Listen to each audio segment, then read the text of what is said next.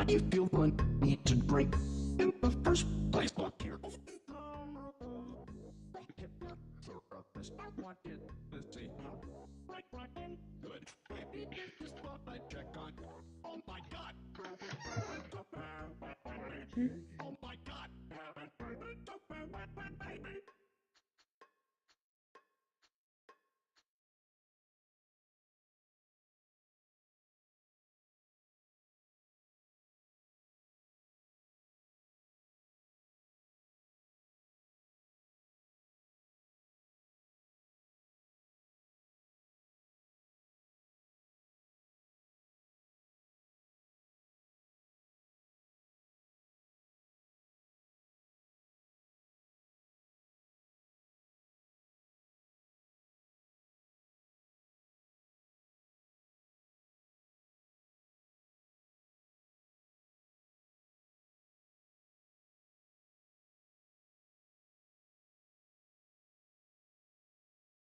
What the hell are you doing? Don't put fucking ketchup on your fries. Instead, put a Honda HRG 466 SK petrol lawnmower. Thanks to its powerful 4-stroke engine with minimal vibration, it guarantees a comfortable and effortless.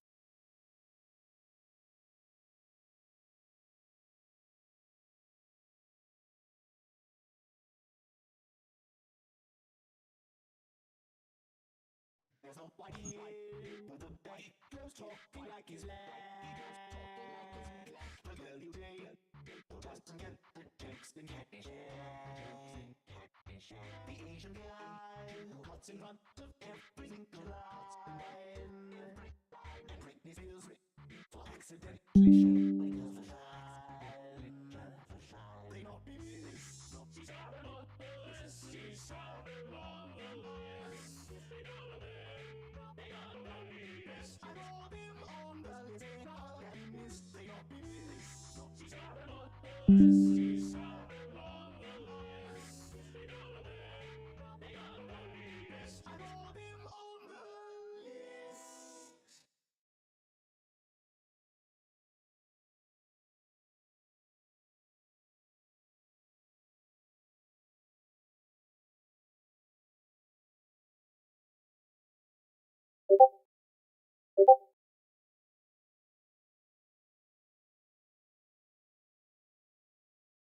This car, get to this car, kicks ass, and like a boss, I was ready to what I'm driving on.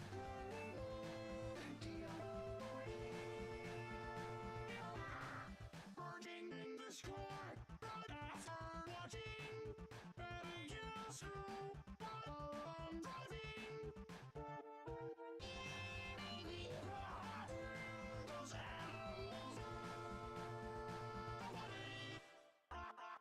We're gonna be Thomas. We're gonna German. We're not one of those. I heard is amazing. Don't deserve to failure. Being the what? Curly shot. Daddy is on his failure. As in never. There's such a ass. There's always gonna last. What did I get to? I'm glad you made it this far while I'm driving. I guess I'm fighting. Why did she have to leave me through those animals? In my life was walking body. Life is like water. See, baby, water merge. Very hard to merge. Merge without looking. Why did she have to leave me?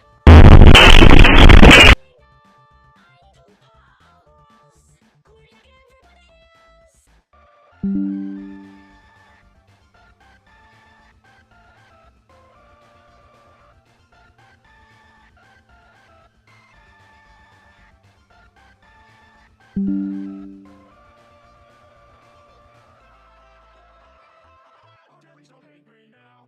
Relax here. You're just having a near-death experience. Oh, thank God. I'm ready to see your events. I hunger on my tires. Forgive me for this fear. I want not your soul. I reach my heart. You know, you're not driving this Hummer. You're a Hummer guy. I'm not a Hummer guy. Do this driving snack.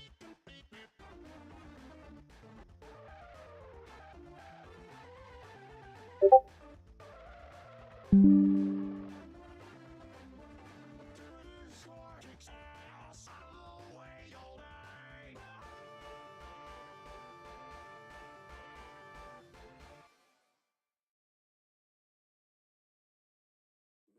but the truth now.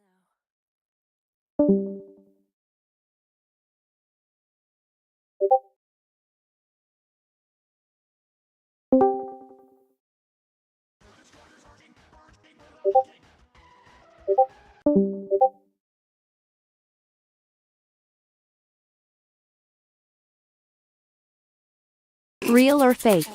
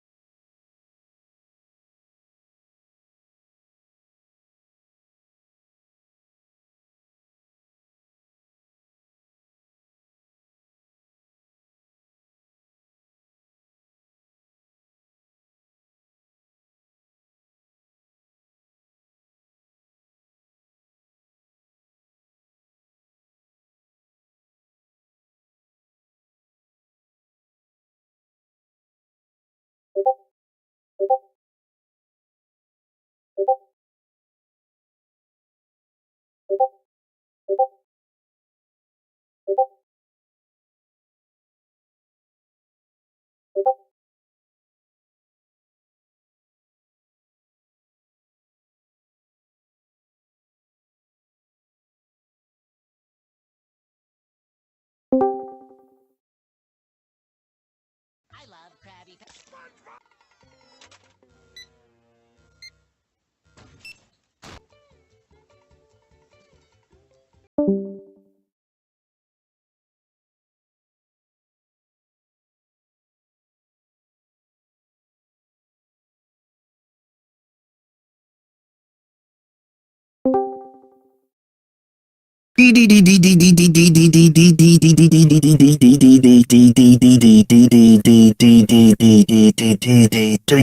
Summon today. Controller.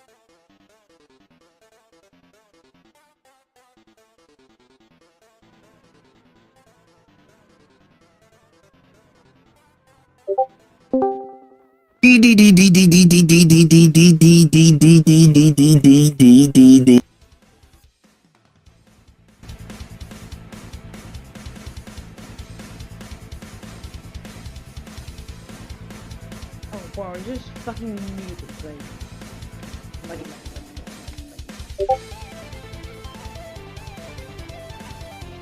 The fucking nuts. Why the fuck am I stuck in the line? That's no thing.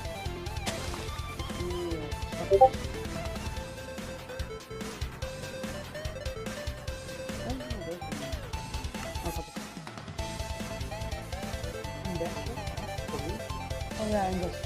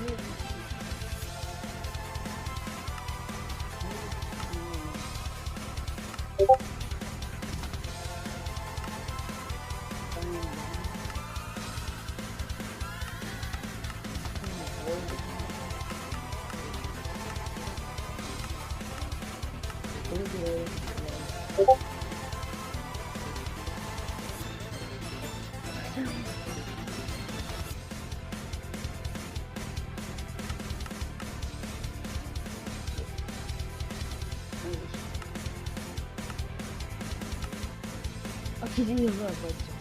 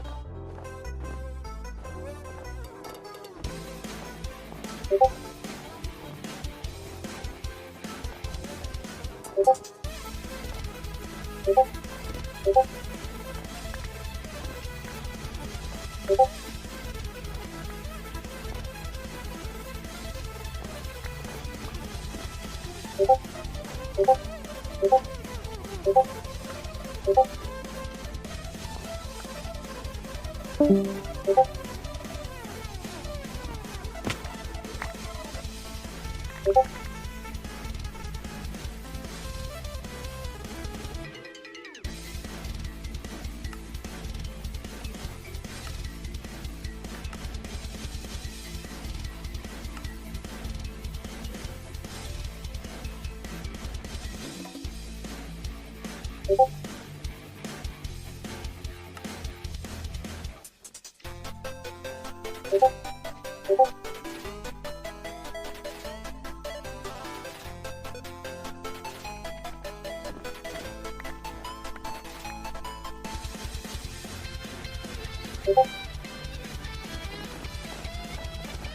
my god, guys, look at my gaming. Look at my gaming skills.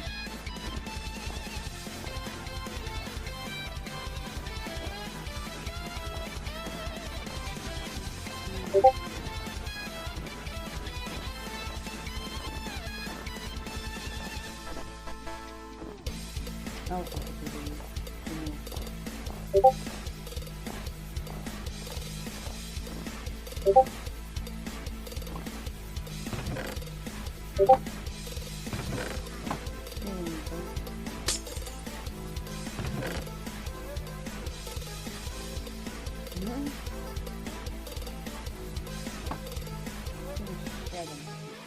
this is our best. No.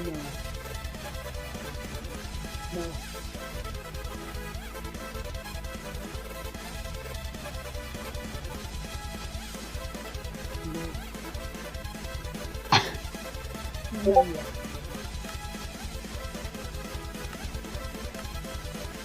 Oh, the king of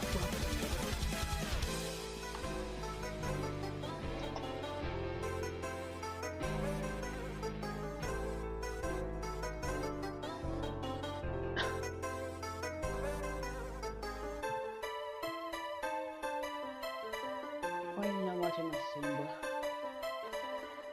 Why? Yes. No.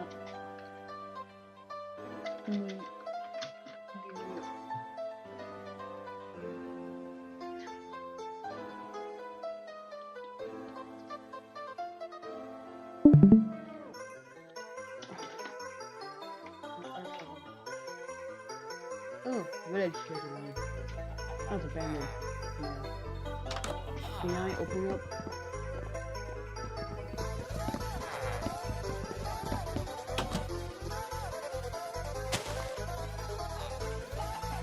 I need to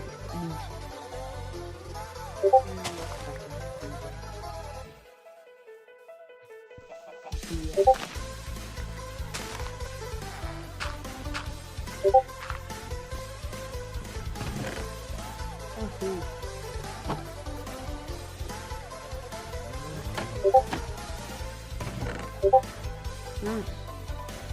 Domino's pistol.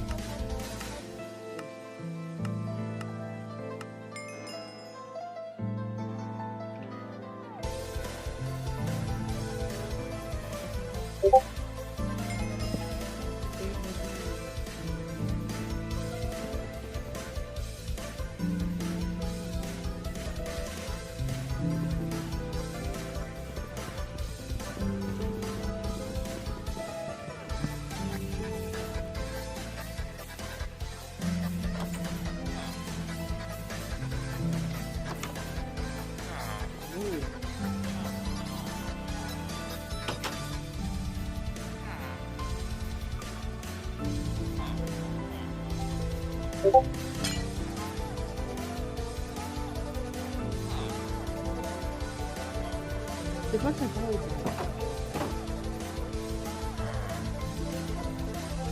oh nice baby.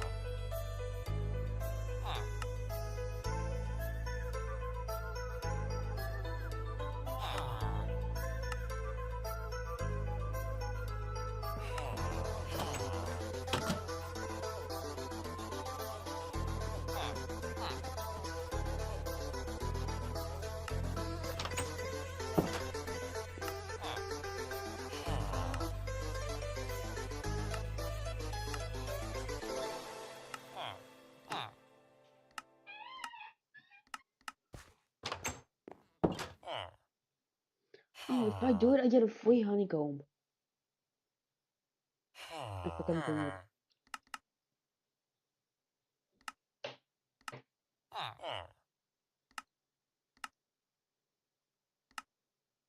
Hold on.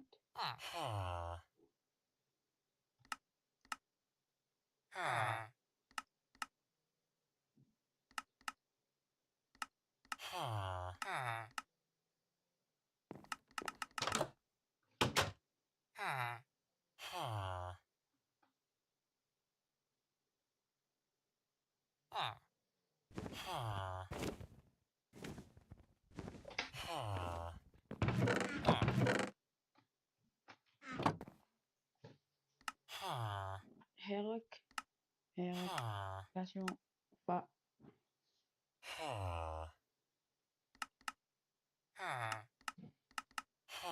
En weer het biezen.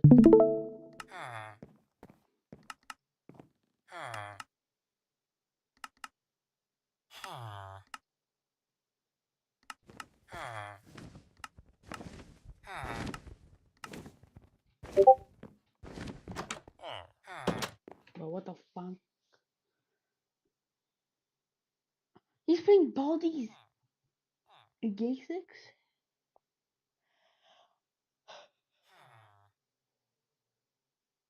New version available. For real.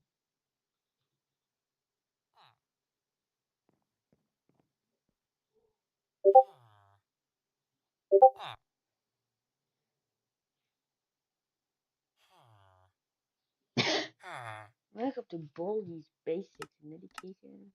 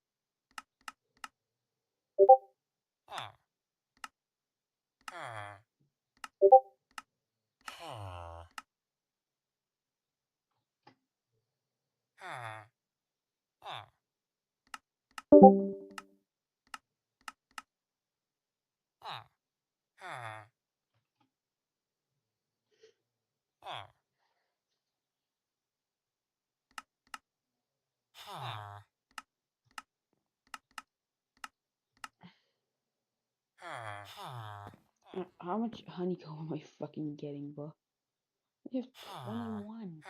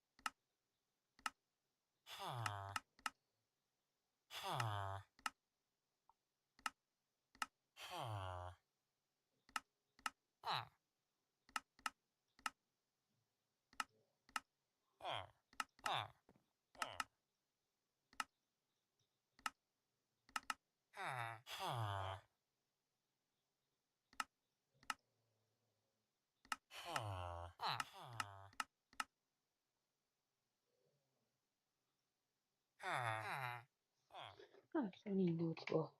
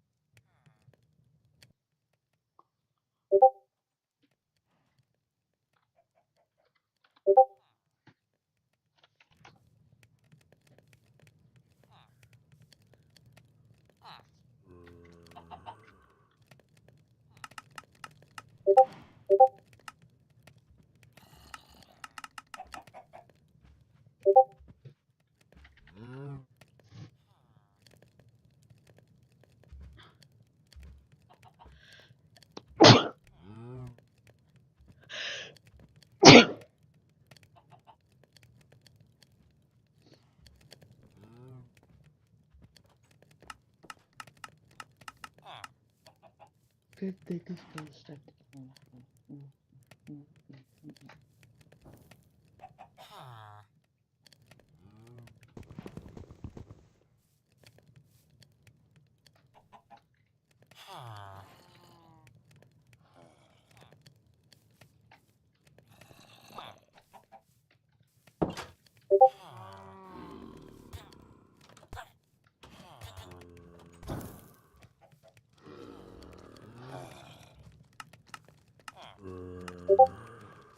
Look at the marshmallow. I had it melted in molten sugar. Makes you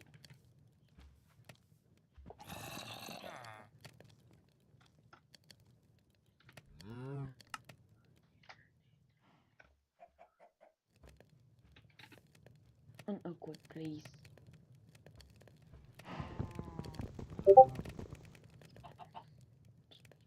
Fake chest.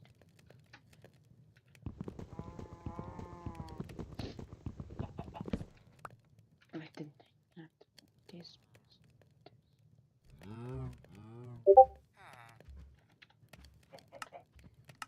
Rules 101. Always level.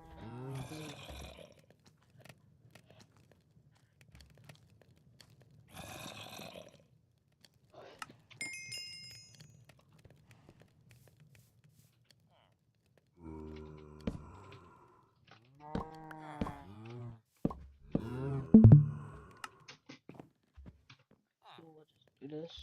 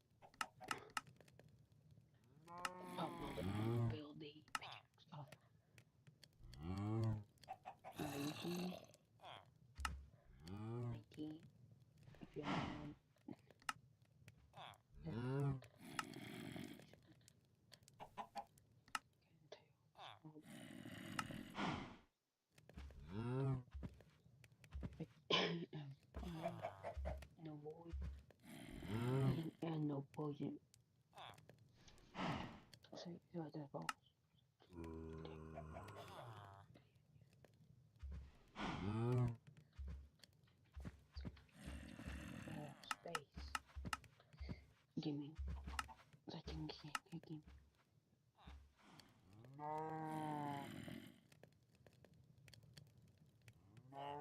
Swag. Cool.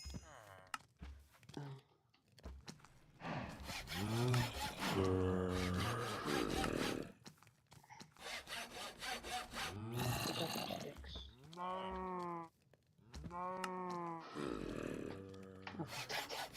I got the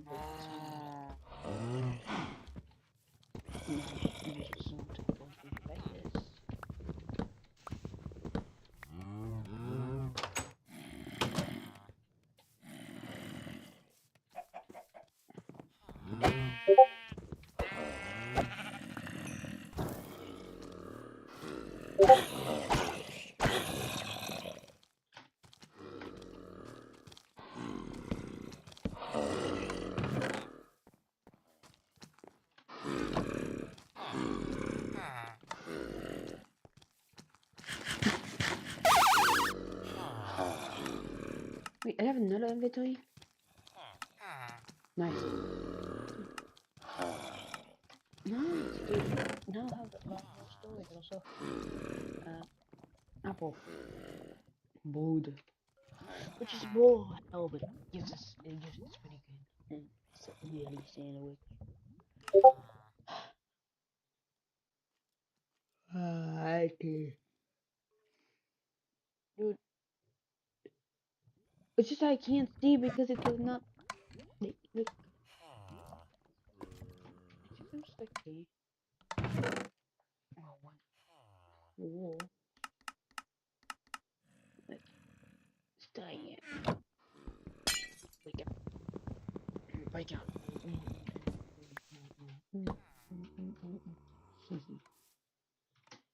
So now, take off the inventory.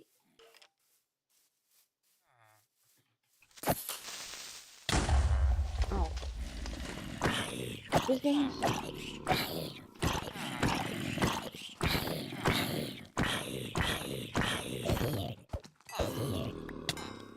Mana. A mana steel boot. It's strong, but weak. Okay.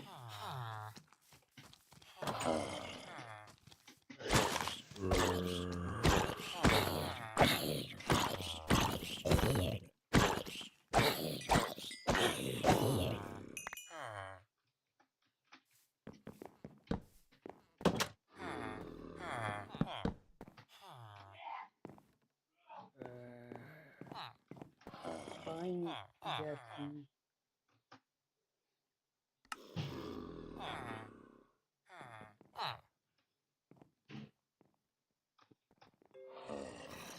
So, let's just yes. What is this?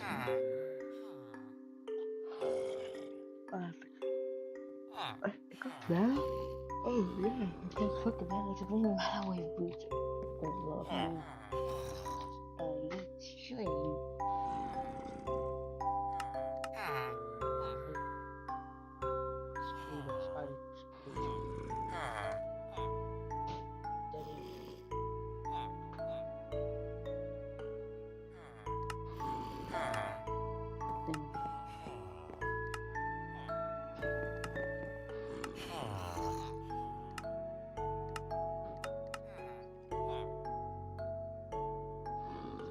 Yes, it's time.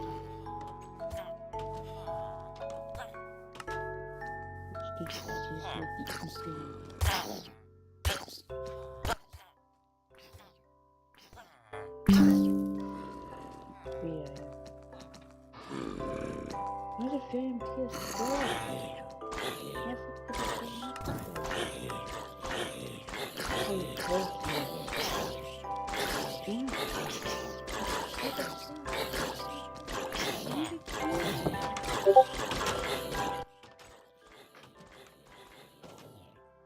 Why does the film PS6?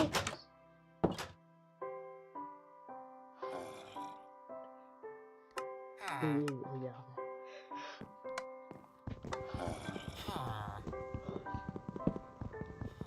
I don't know if it's Look at me. All the way. God, it's like cake.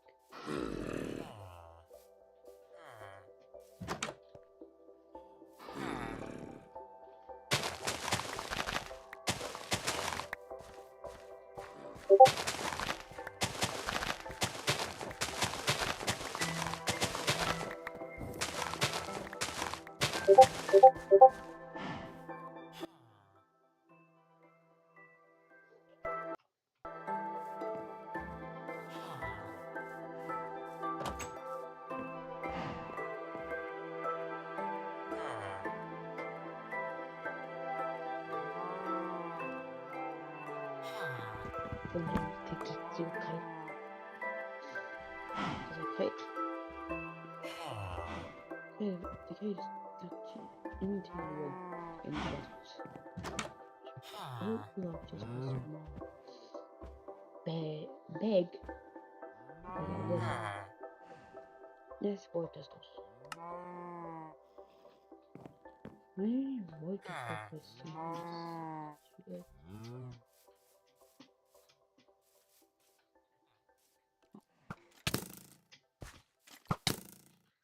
The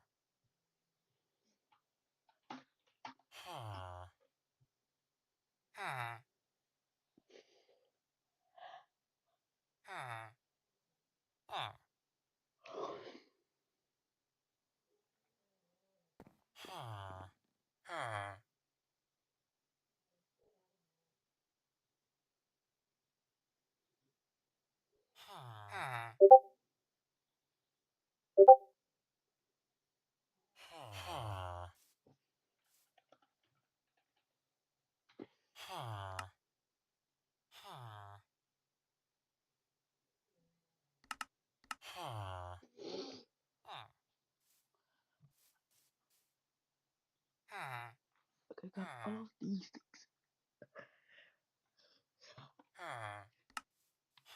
Which is not bad. Is if we never mind. It's like purpose is better. Just you make it. Get the wedges. Also, why is this wood so big? But better call Saul.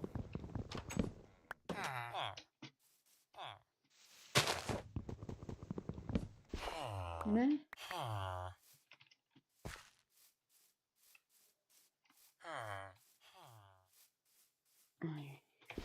Yeah.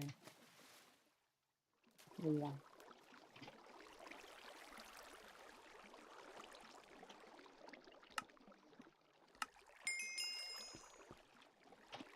And wait, that's charged.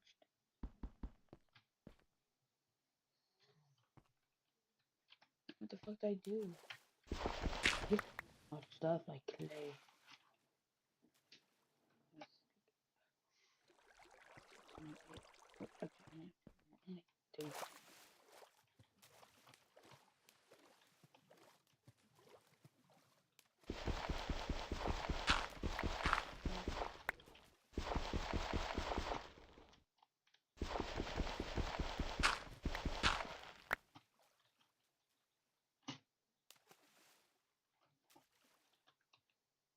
Alright, so now I can actually give me 2 walls. Shit.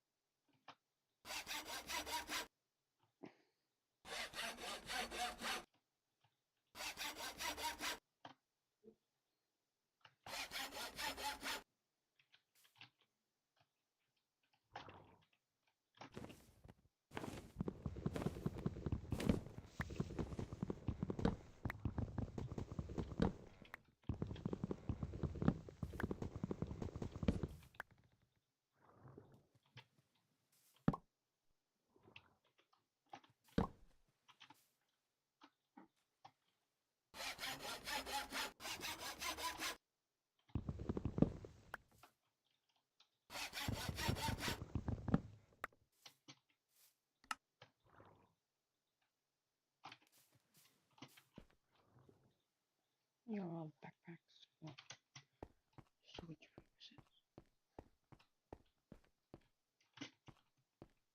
So you're like a lot.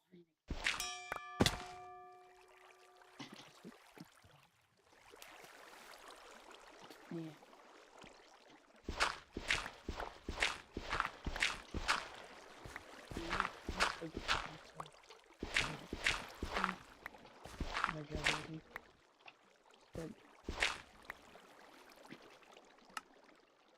My food because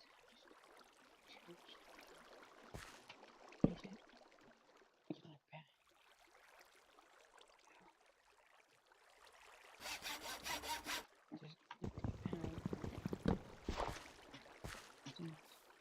Now, just how I make to eat it someone's. Wait, oh my god, I have speed.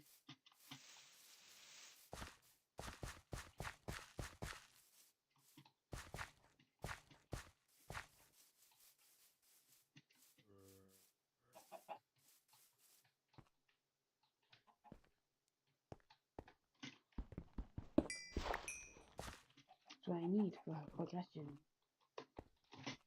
Oh, copper. Yeah, that's also needed copper. And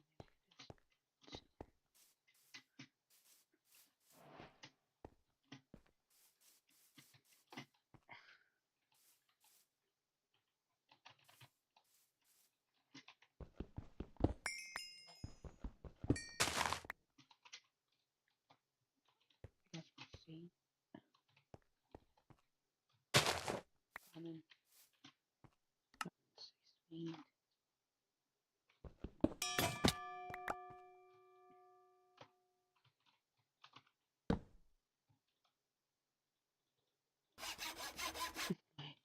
Now we're going to double way.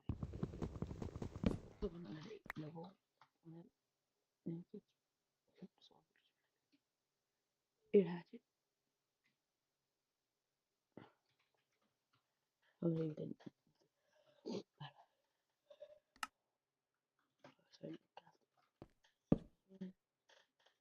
Plus the cobbles.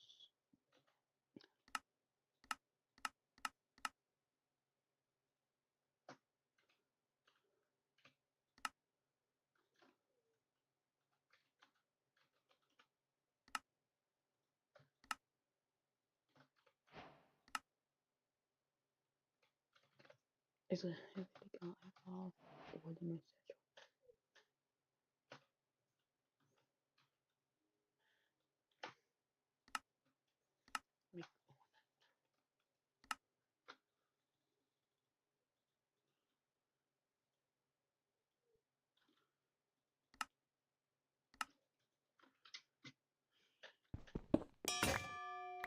Pickaxe part 2.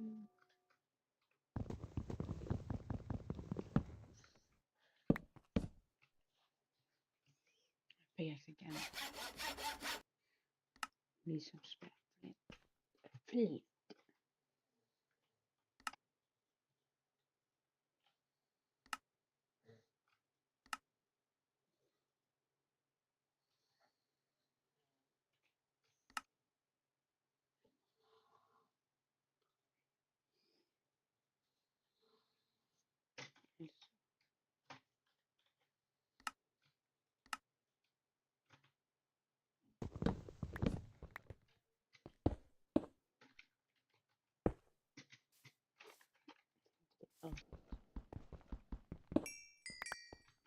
For later.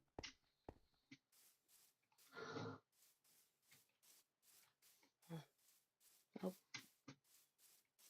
Moving.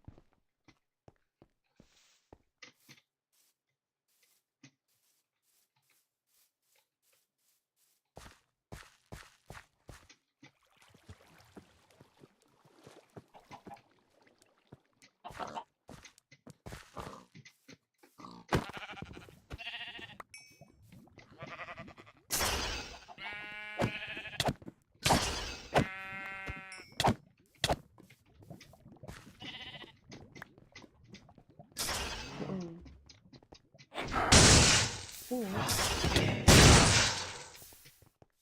Why did the fucking wall? They top fire forest fire. Okay, it's not a fucking forest fire.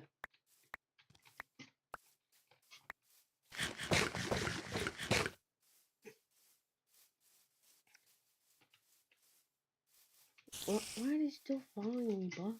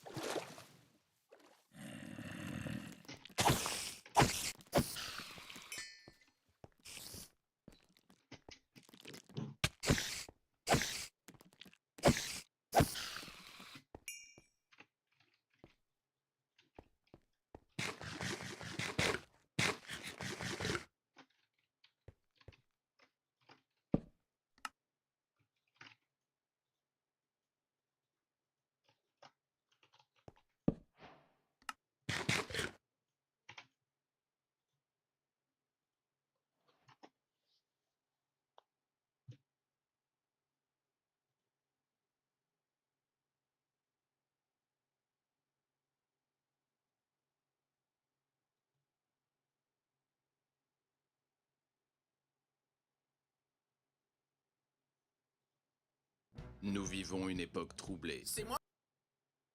For over 3 years now, I've tried my hardest to gain access to some restricted internal Minecraft documents and guidelines and have only been met with failure after failure. The closest I got was back in 2022, where I was able to get some very limited NDA restricted information leaked to me about the Minecraft marketplace, which almost resulted in my video getting DMCA'd by Microsoft themselves. They really didn't want the inner workings and special rules behind the monolithic Bedrock marketplace and Bedrock partnered servers to be revealed to the public, and since then I've had no more luck. Until today. Recently, I've managed to get my hands on what seems to be the full secret rules behind the Minecraft marketplace, Minecraft official servers, and much more, all leaked, and what it exposes is Microsoft's absurd hypocrisy, especially in relation to gambling, as well as some other really unusual and specific restrictions I never could have guessed. I'm really excited for this one, guys, so let's just get straight into it. What you are looking at right here are screenshots of all the Minecraft guidelines, rules, and restrictions surrounding what you can and can't do on the official Minecraft marketplace, as well as official partnered Bedrock servers. Information which very few people have access to, and those who do are all behind NDAs with Microsoft, preventing them from sharing this information publicly. However, not too long ago now, this entire internal documentation was leaked to Kian Bros, who you may recall is running the Minecraft class action lawsuit. While he also couldn't tell me who leaked this documentation to him, he's confident that I can finally share it with you all without the threat of being DMCA'd by Microsoft this time. Well, hopefully, anyways.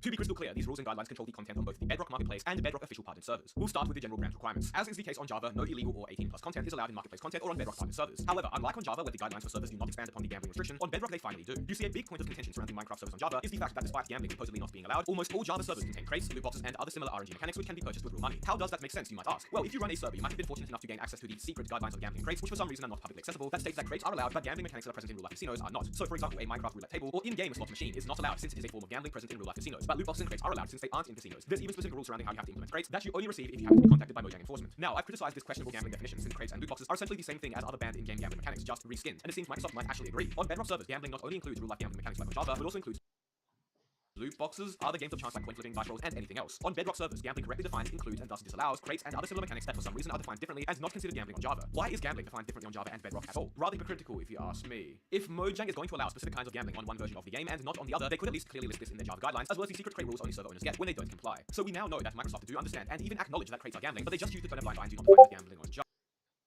However, the main reason the That's gambling deep. guidelines are likely strict on Bedrock is because these servers are technically tied to Microsoft, as they are featured on the server listed by default and promoted by them. I guess in Microsoft's view, these servers represent their brands more, despite the Java's public servers combined being overall more known and popular. Let's continue on now and look at some other odd rules because they get rather interesting. Ensure that content doesn't pose a geopolitical risk. Flags are an automatic fail, as they are a minefield of potential problems. Flags are not allowed on Bedrock featured servers and in marketplace content, clearly. Subscribe to the Mr. Epic. He is getting close to 900k subs, no pressure. Now that is something I can agree with you on, Microsoft. Make sure to follow that guideline, especially guys, no pressure. You cannot make content that is designed to look like a Mojang product, nor can you use the Steve or Alex skins or any Mojang assets and features. You can't even use the Minecraft font if it's 3D, and can't use specific features of the font like the Creeper A. Hero Brian can't be used, neither can Notch, and you can't expand upon Minecraft lore or Minecraft's official story, so no Origin of the Ender Dragon content, for example. They are really strict on their branding stuff by the looks of it. You can't even use text colors that are found in the logos of official Minecraft games, including Legends and Dungeons, nor can you copy any of its specific features like the pyramid format where text is arranged like a pyramid. You can't even mimic Minecraft splash text at the corner of logos either. And this one is interesting. You cannot emulate to be released Minecraft content. So any content showcased in Minecraft Live, for example, marketplace creators and server owners cannot create in-game before it is released. The same goes for Mojang's other games to be released content too. No violence is allowed, which Mojang defines as depictions of blood and guts, with even redstone as a replacement for blood not being okay. But I guess for some reason, bones and fossils are. Any implied violence in any content at all in the marketplace, as well as mature themes, even including guillotines, are not on. Also, no colonization through force, oddly specific. Unsurprisingly, no nudity is allowed or even questionable clothing. Looks like I'll need to change my Bedrock skin. But interestingly, Microsoft actually have very specific rules on this, specifically related to skin packs on the marketplace, as well as I assume the skins of NPCs on servers. Roughly 2/3 or more of a torso must be covered, as well as roughly 1/3 or more of legs. They didn't specify what parts need to be covered though, just the quantity. There we go, much better. Clothing or hair that makes a character look unclothed is not allowed, as well as risque clothing like fishnets and transparent items. The top of the legs must be covered on the lower skin layers, looks like the goods are gonna have to be hidden, and worst of all, no nipples. However, beings that aren't normally expected to wear clothes, like robots, tree folk, genies, animals, and more, are exempt from these rules. Well, in that case, thanks Microsoft. No depictions or emulations of real-world handheld guns. This includes weaponry such as rifles, pistols, gun-like toys, carried rockets, grenade launchers, and anything that mimics the construction of a gun. So essentially, you can't have realistic-looking guns in Minecraft, with Microsoft advising you to replace them with fantasy, sci-fi, or other projectile-type weapons instead. The supposed gun ban Mojang tried to enforce over Java servers back in 2023 makes much more sense now. For those of you unaware, in 2023, a bunch of long-standing gun servers randomly out of the blue were told by Mojang enforcement that due to a recent directive, they could no longer have guns on their servers despite running fine without issue for 10 years in some cases. This is what initially sparked the entire Minecraft lawsuit in the first place, mind you, and caused a lot of panic within the community at the time. Mojang would eventually vaguely walk back this change a few months later, but it still left server owners and players very worried about Mojang making sporadic changes to their server guidelines in the future and rendering their servers unplayable. It seems the directive to ban guns ultimately came from the fact that they were banned on both Bedrock servers and the marketplace.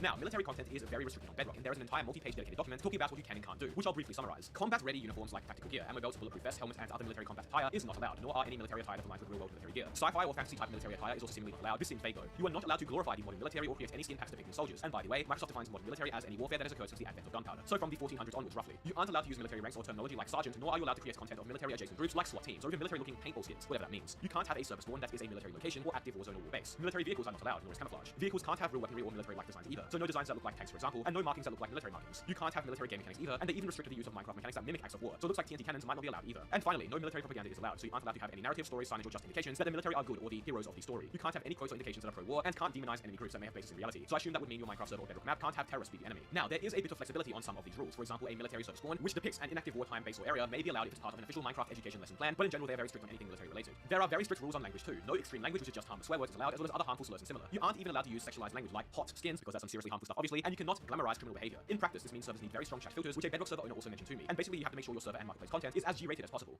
Do not include references to or depictions of real persons without their consent. Essentially, you aren't allowed to feature controversial people or really any public figures by the looks of it, with the exception of deceased figures of historical or educational significance, as long as they are rooted in reality. And they give this rather funny example to explain that, where it's okay to be knighted by Queen Elizabeth, but not okay to get robot Julius Caesar to fight robots to Kamun. I wonder what intern came up with that. Microsoft are essentially the fun police here. I assume they do this for living public figures to make sure they aren't liable for any questionable content that might be made about them, but I don't really understand why they don't let people have a bit of fun with figures who died hundreds or even thousands of years ago. That being said, who gets to be protected by these rules and who doesn't? Dream is a public figure, and his likeness has been plastered all over the marketplace in low-quality skin packs and content for years, and he seemingly never gave permission for this. Seems like a very inconsistent rule to me. No religious content is allowed. You can't even have religious music or any mentions of the afterlife in religious contexts. And here's an interesting one: diversity. Essentially, Microsoft has rules that force marketplace content creators specifically to make sure that their content has diversity. So, for example, a job skin pack can't have all the professional jobs be one gender and all the service workers as another, or can't have one gender being present as essentially lower than the other. In a similar regard, they strongly encourage marketplace partners to feature diversity in skin packs or content. So, for example, while it might be okay to have limited ethnic variance in a samurai castle world, in a generic city world, you need to have people from different cultures. Since Microsoft has decided to go down this path, I would also like to point out that the concept of race is often criticized for being a false social construct and even considered racist as a concept by some. So the fact that Microsoft, in an attempt to force diversity and inclusivity, use this word which can be interpreted to represent the opposite is quite ironic to me. But on a serious note, I feel like rather than have rules pushing or even forcing Bedrock servers and marketplace content to be a specific way, they should just have rules that prevent racism, sexism, and other similar issues. Under the same category, they also list that physical deformities such as drooling, eyes being displaced, and specific hairstyles used to convey intelligence are not allowed to be used, which is very specific. Furthermore, no content should display gender or orientation as a selling point. Now, this point in particular does not seem to be followed or enforced whatsoever. After all, there are literal skin packs called e-girls. Imagine paying $3 for this. And finally, you can't feature any real locations, events, or brands on your server or marketplace content unless you have the rights to them. This doesn't seem to be enforced or followed properly either though, and you can find skin packs and custom weapons from multiple popular anime on the marketplace, which I'm pretty confident the marketplace partners who created them do not have the rights to. And those are Minecraft's internal guidelines and rules, some surprising, some unsurprising, some hypocritical, and some seemingly not properly enforced. Be sure to check out Kian's recent update video to the Minecraft lawsuit. Be sure to subscribe. Thank you all so much for watching.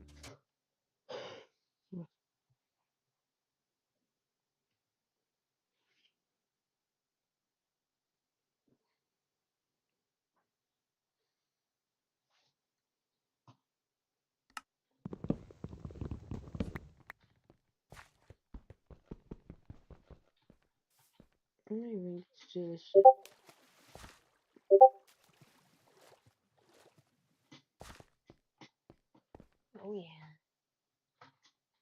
This is special.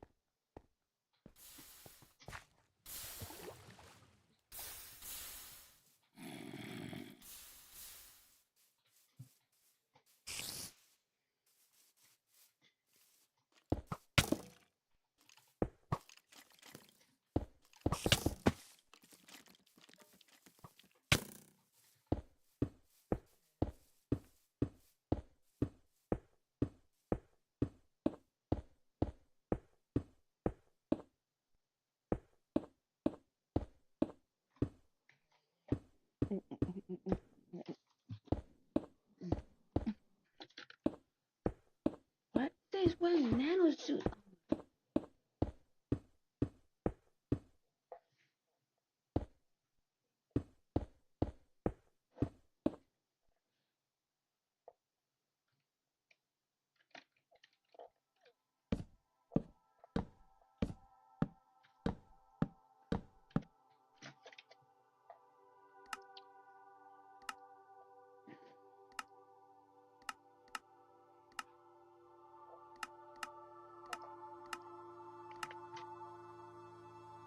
Let's go. That's shit. Oh, jams. Jam. Yeah. Peach was actually a good use now.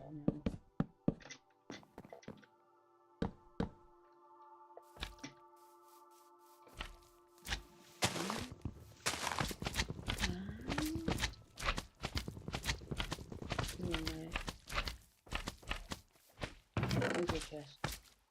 Sugar cane.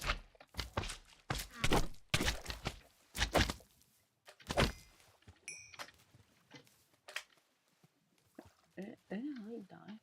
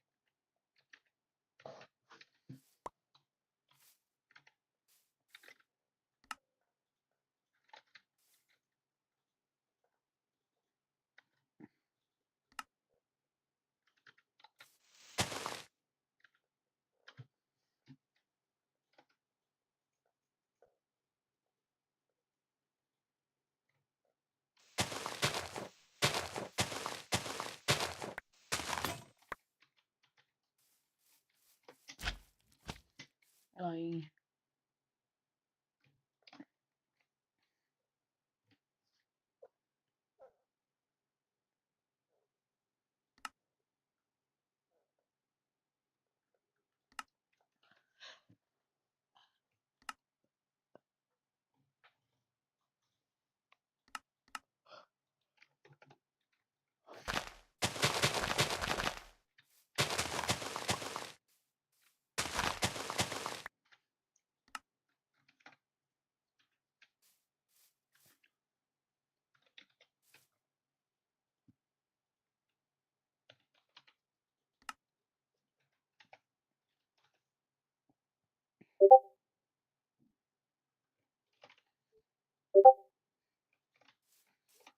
man, if fuck you.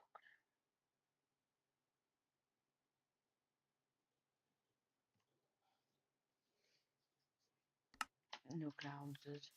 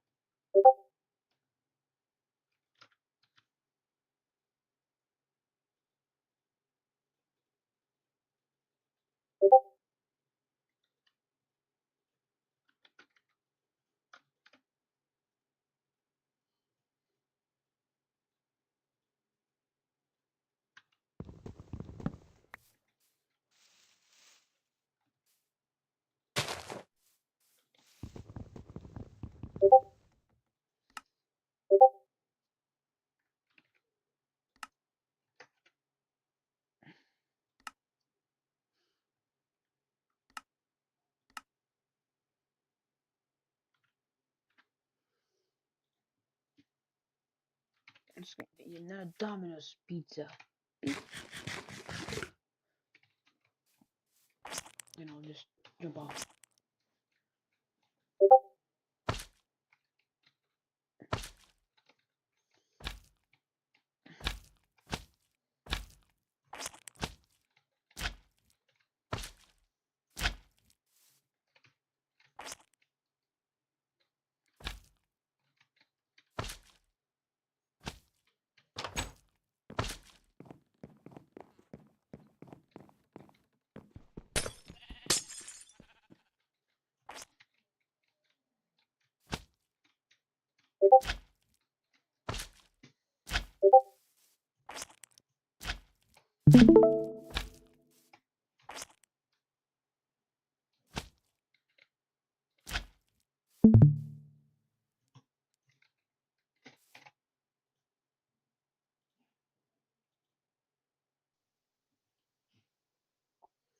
Quid game.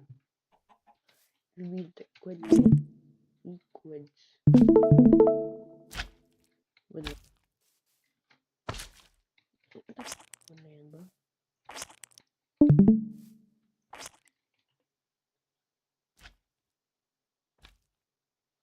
Squeaky stick game. 16 for 20. You guys need help? I said you guys need help.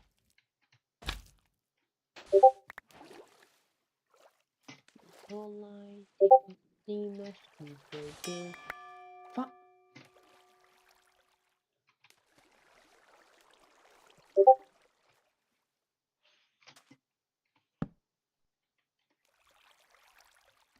There you go. Garbage. No, I don't have. Oh, you can. I can start making a bucket. And this thing is. No. I can just wear 50 bikes and now I have to get. I can just do my stuff.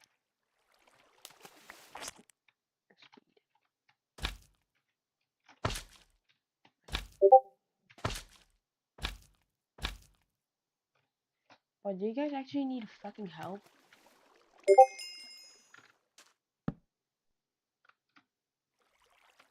Dude, you guys need help. You guys suck at making games.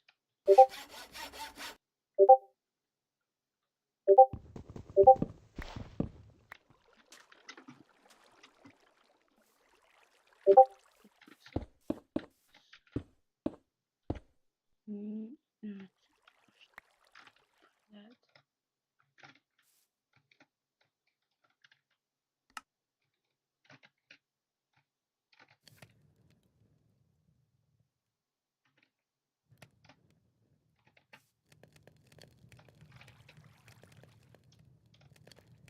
Nice little fucking bit.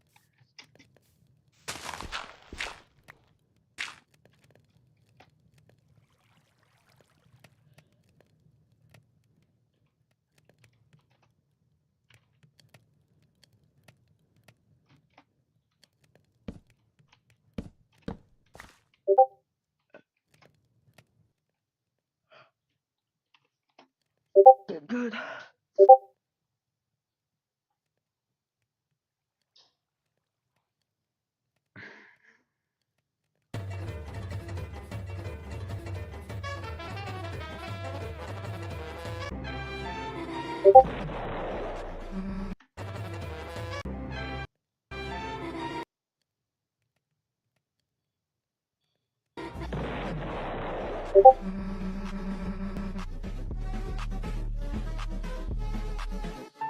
Is your baby crying? I'll make them stop. Go to sleep, go to sleep, go, yeah. Chef, damn it! Hey, yo, bro, I'm like,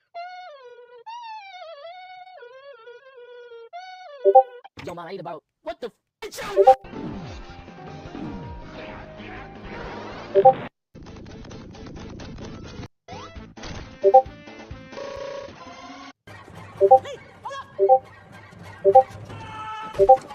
Oh, hell no. I win.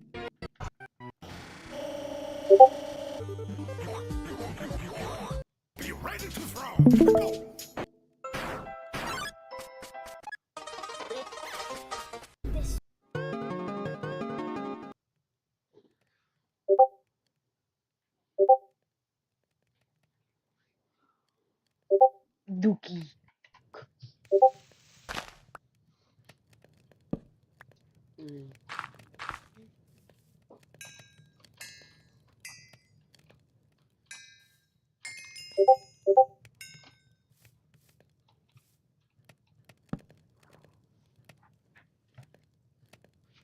Redda. Questo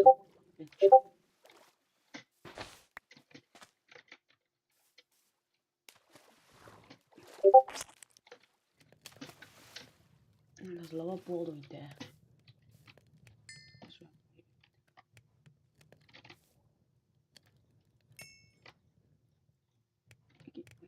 Why is it like cup? Yo, taking the law.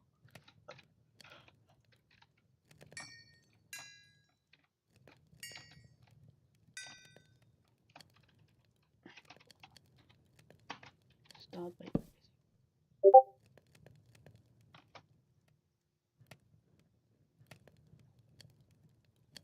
one smelter in place. One seed thing. This thing. This thing.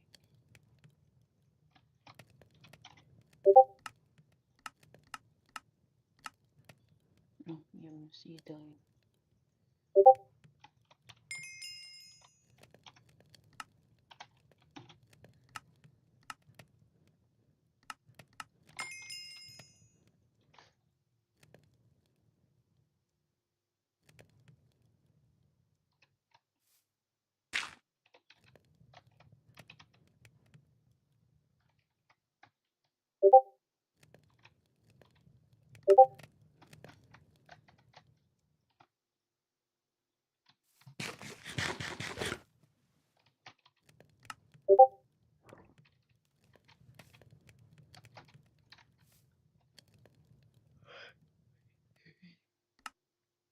Ready steps. Oh, list of all veggies.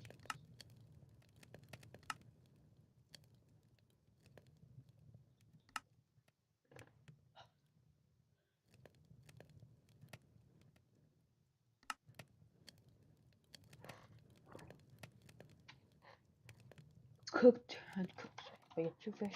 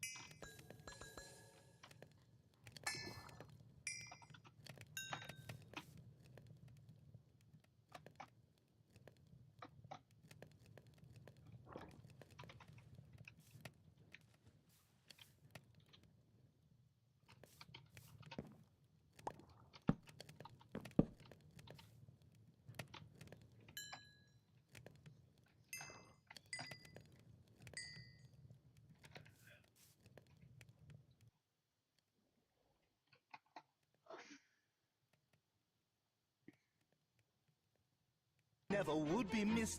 Lest you be considering any sort of uprising, I warn you be considering any sort of uprising. I warn you, I am quite prepared to make an example of uprising. I warn you, I am quite prepared to make an example of any sort of uprising. I warn you, I am quite prepared to make an example of any undesirable elements. And don't think I am quite prepared to make an example of any undesirable elements. And don't think I don't know who you. I am quite prepared to make an example of any undesirable elements. And don't think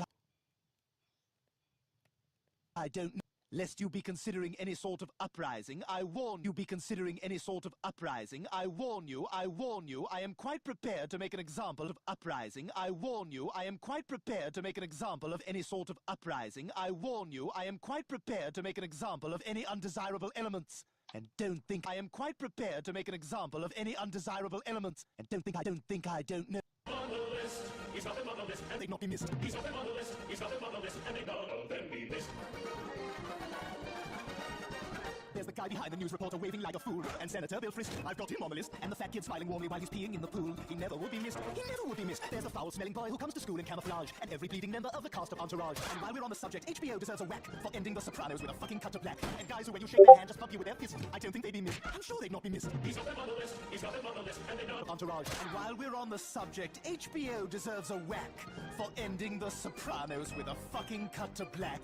And guys who, when you shake their hand, just bump you with their fist, I don't think they'd be missed. I'm sure they'd not be missed. He's got them on the list, he's got them on the list, and they none of them on the list, and they none of them Be missed. He's got them on the list, he's got them on the list, and they none of them be Missed. He's got them on the list, he's got them on the list, and they none of them be missed. They none of them be missed. They none of them be missed. They none of them be missed. They none of them be missed. They none of them be missed. They none of them be missed. They none of them be missed. There's the foul-smelling boy who comes to school in camouflage, and every bleeding member of the cast of Entourage. And while we're on the subject, HBO deserves a whack for ending The Sopranos with a fucking cut to black. And guys who, when you shake their hand, just bump you with their fist, I don't think they'd be missed. I'm sure they'd not be missed. He's got them on the list, he's got them on the list, and they none of them be missed. They none of them be missed. There's The list, and they none of them be missed. They none of them be missed. There's the guy behind the news reporter waving like a fool, and Senator Bill Frist, I've got him on the list, and the fat kid smiling warmly while he's peeing in the pool. He never would be missed. He never would be missed. You guys want me to help?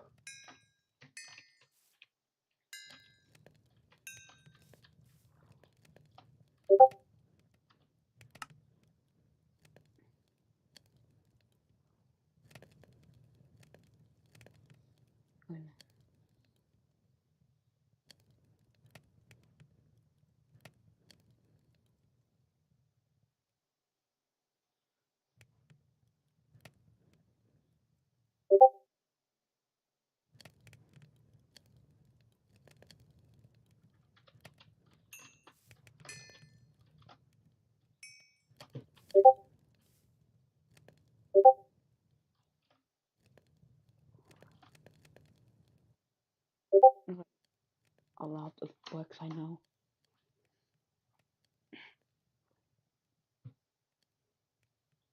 For several months now, we have had Apothic Enchanting and Apothic Spawners. However, now we've actually got the full Apotheosis or Apotheosis, depending on whether you're weird when you want to say it, mod in all of mod 10. Now, there's some fundamental changes in the progression for this mod that are not necessarily intuitive currently, so I want to walk you through those. So I'm going to cover 3 things in this video. Number 1, how to make a mob farm to get as many of the materials and items that you could possibly need for upgrading Apotheosis. Number 2, how to upgrade your world level for Apotheosis. And number 3, if you've never used this mod before, it can be a little bit complicated, and it changes gem cutting and a couple other things, for instance. So I'm going to walk you through so that you can have some incredibly strong gear and get yourself to a point where you basically can never die. My name's Sean Hall. Don't forget to like and subscribe. Let's get into it. All right, so like we talked about, the first thing we're going to take a look at doing is building a mob farm that's going to get you a ridiculous number of the tools, weapons, and armor that you're going to need to break down to get all the Apothic material. Now, in order to do this, we're going to build this mob farm in the end because that's the best place to do it. Let's go to the end. Okay, so we made it to the end. The next step is we're going to need to build out from the main end area, the main end island, until you get to about 300 blocks. So the main spawn location in the end usually is pretty close to 0-0. And since all we really want to do is get out far enough that Endermen aren't going to spawn on the main island, we're going to build out till we get to about 300. There are probably better ways to do this, as far as like you could probably place a block on nothing. The builder ones definitely could.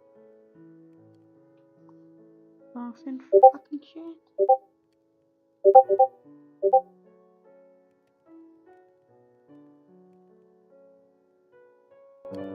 Clark line. Gate line. Fuck you.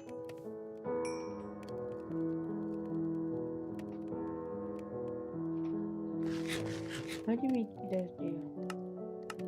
Oh, you only play?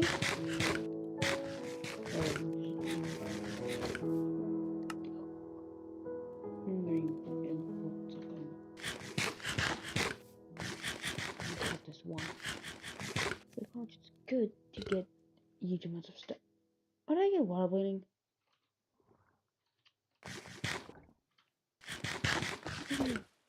This thing gives me water bleeding.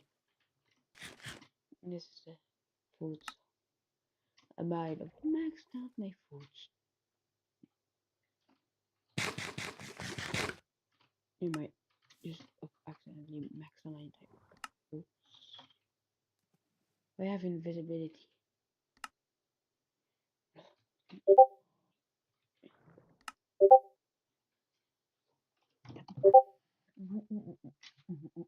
We need to take some meat steaks stole from the local villages.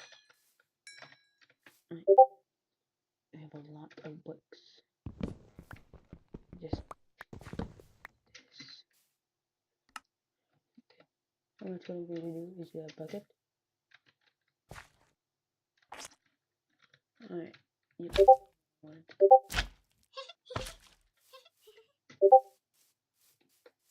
What the fuck is that sound? Alright, so I'm just gonna take it.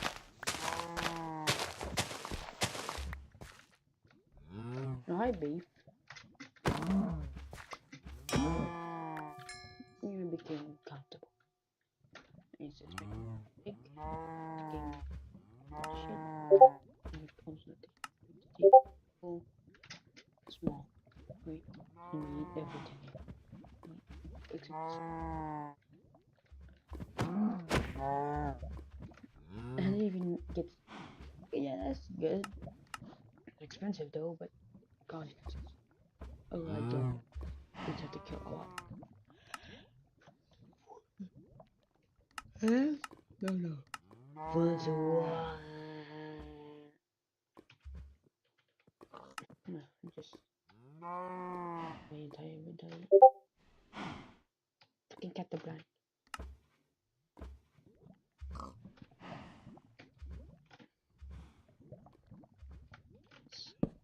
Red. Equalize, shut your bitch ass up. I don't. No, you can't put everything.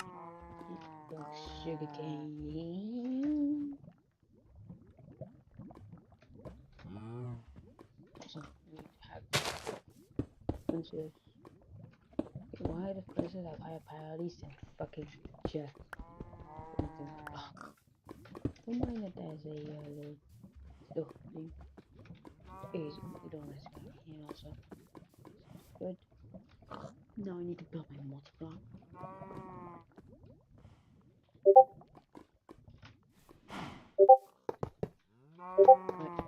Machine. That's literally every kid is so fucking buggy. Hey, no. Ain't putting the entire tree down. If I chop it down, then it can't burn it. Which means no.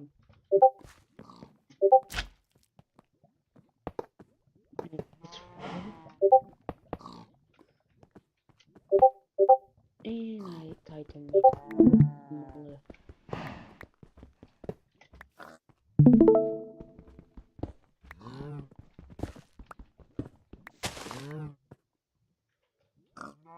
Chop. Kills. Nice enchanting power.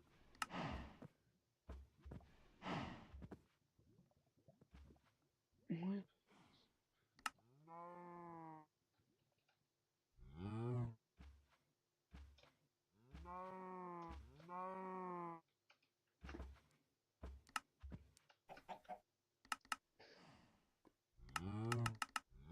Oh, just what items has that? You guys, you want me to try to fix it?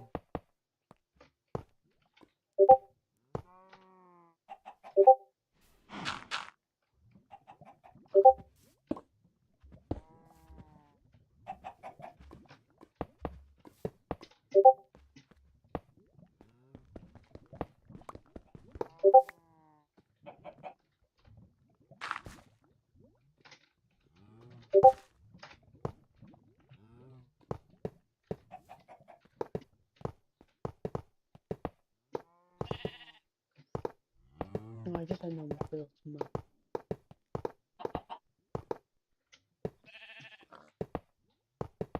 It's not too tall, not too big. So it's just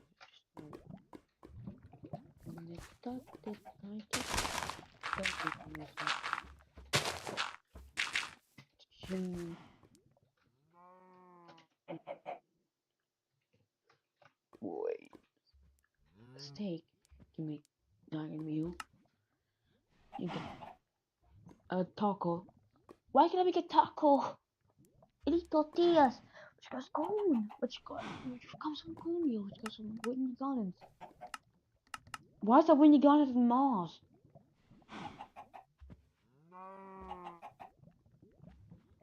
Yeah, I love Whitney Gardens so much. Fucking cool.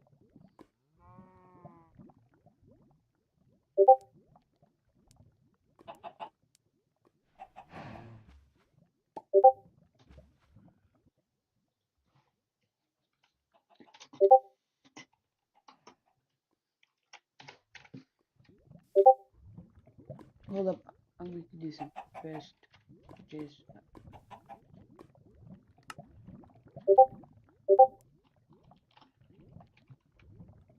small sorts of supplies, casing stuff.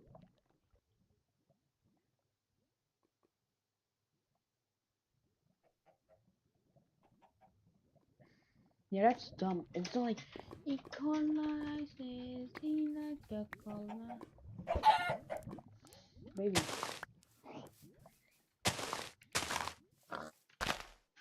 Vicious you.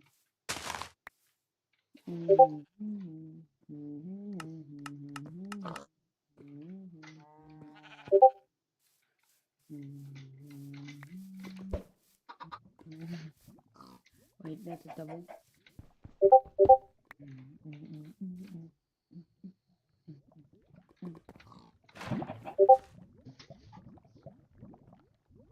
So it's 28, like 8.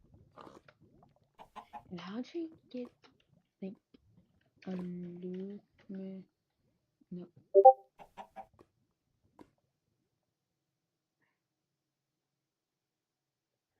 aluminum brass. I need aluminum and copper, which then stay. Yeah, so I need aluminum and brass. Okay, so I need aluminum. Brass, so I need aluminum. So I need aluminum ore. So I need to find aluminum ore, which is painful for me because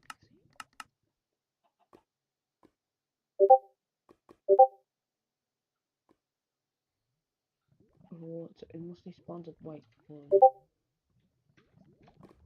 I guess in the meantime I need a shit ore.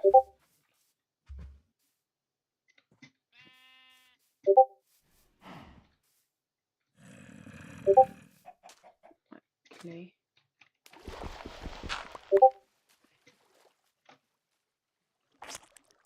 I have stuff to do. So eating good is a lot. It's good. Now I need to get, dear God. So also it's also white drops a chest. I know chest drop chest. It also gives me 8. That's a scam.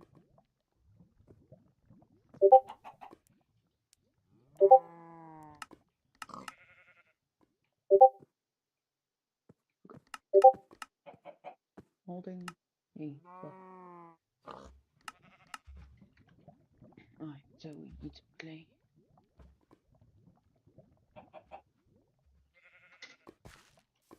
So now so it's called oh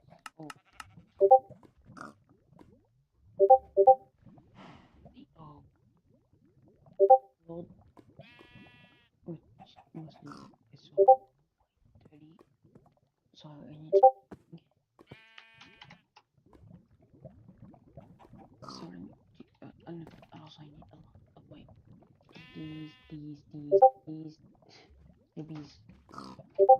Alright, so iron chest, pop builder, patient.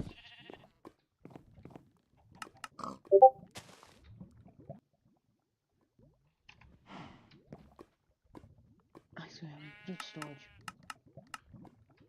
And missing one. Oh.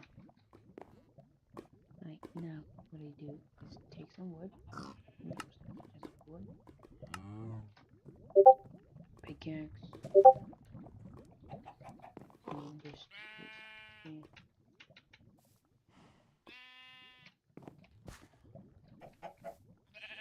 It needs to be stubble.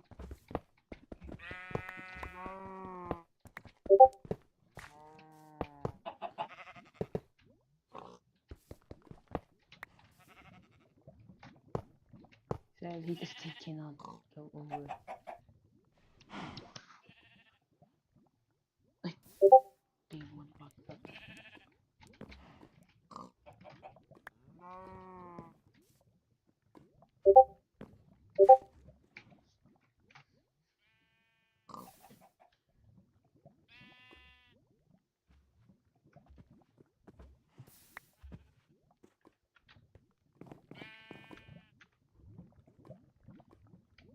I did actually 5 damage.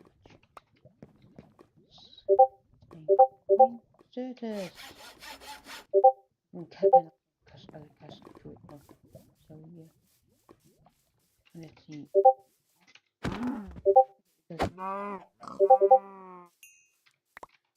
Beef and shit.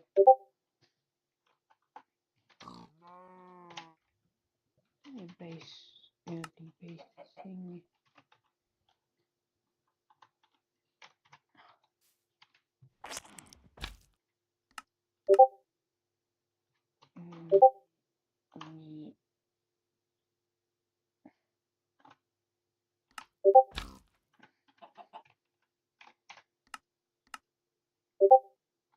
We many going J. Fuck. Oh J. Okay. So I need to find a cave. No, what the fuck this is?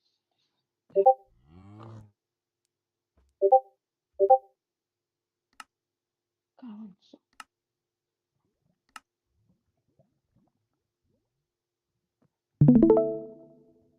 pressed wild D.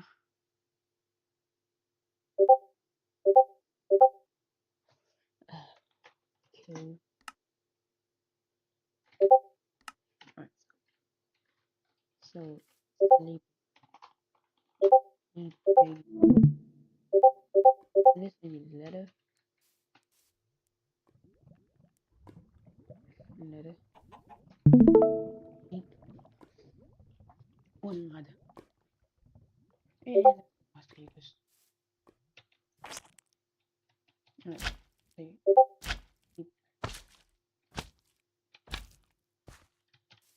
I'm going the wrong way.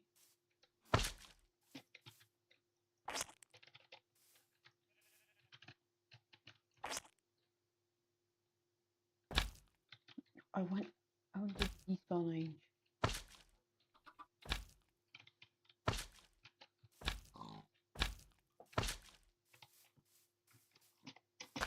Alright, ching. Despawn sheep. Ozad. Dual. Sleeping nest. Which is useful because now I can sleep without taking a bed. Even if they have a glass sword, press the backpack to get wood.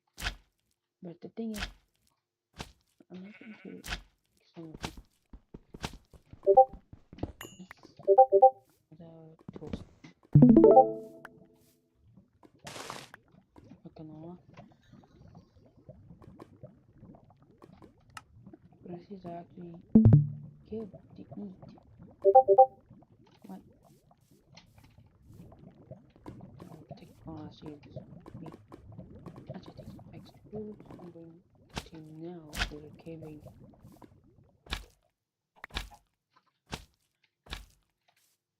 This is a pretty big cave. I forgot some fucking torches.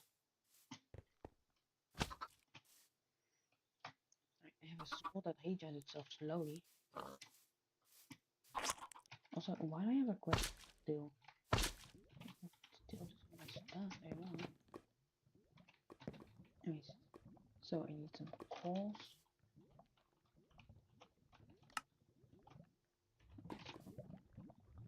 I need 11.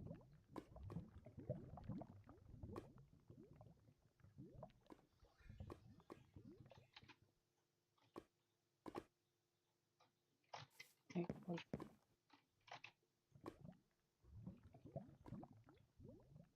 couple of some D in case some stuff breaks.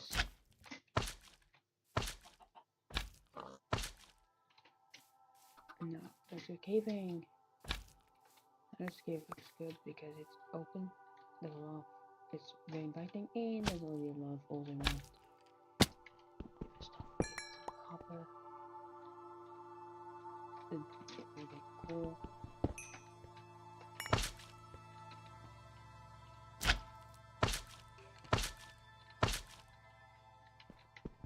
And I get some more copper. Then I get some citrus. I got some crystals there, but I'm kidding. I found aluminum. Like that was easy. Well, what the fuck?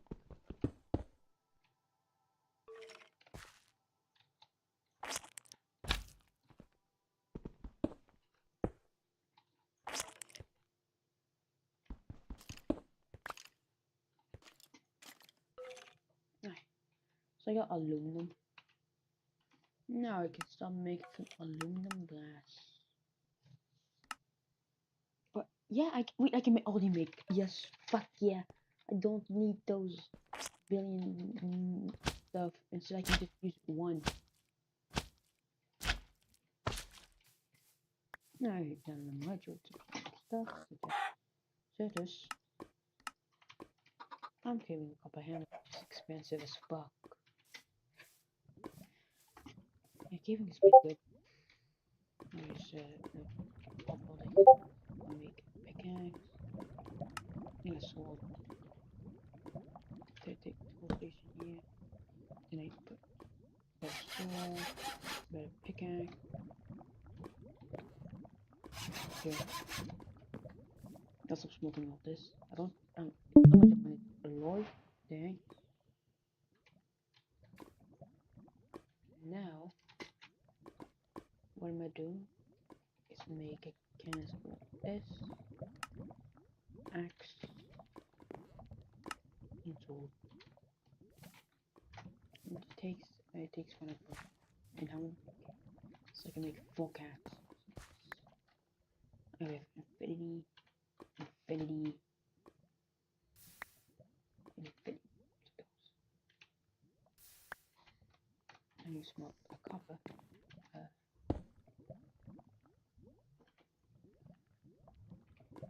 Go tiny hole. This ingot which I can use to cast. I can use brass, but I'm currently poor because look, I got brass ingots which are fast, but are expensive. So that's why I'm making aluminum brass, which is cheap and expensive.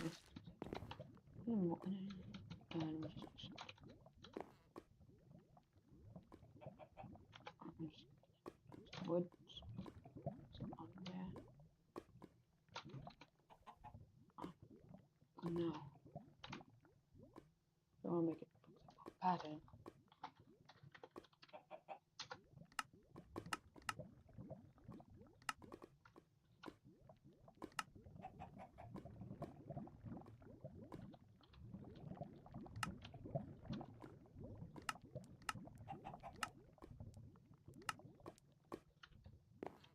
I have another one here, which stores some yeah, that's not cast chest, so I have cast chest here. So now what I can do caving again, except pickaxe. Just continue. Ching.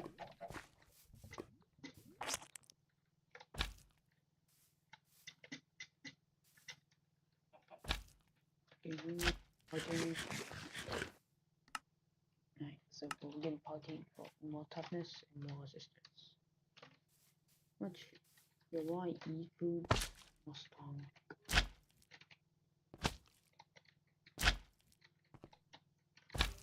I found gold.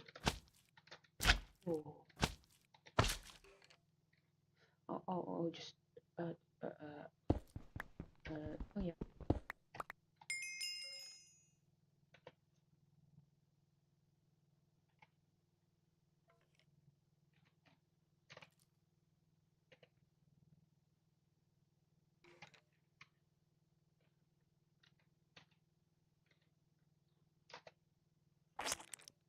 First, but then just that. Very confused.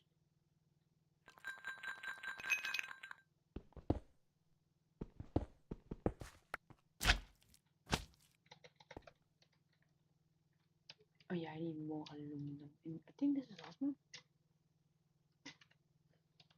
Let me just keep. This is osmium. Yeah. Osmium. I'll get it later. Get some of this coolness. What? So prepare myself for the ultimate food.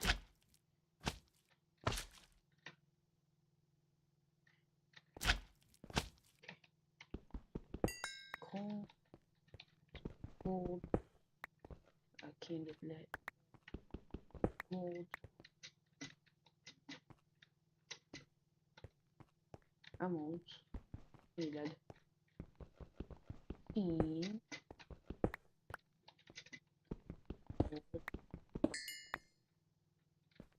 Oh, it's for diamonds already. I found diamonds. Looting the entire. Just of course. Yeah. I found that my final can actually go speed on you. Yeah. So there's a lot of gold, which is good.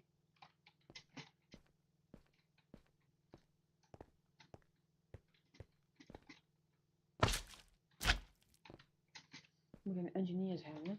We can pretty much do some gaming.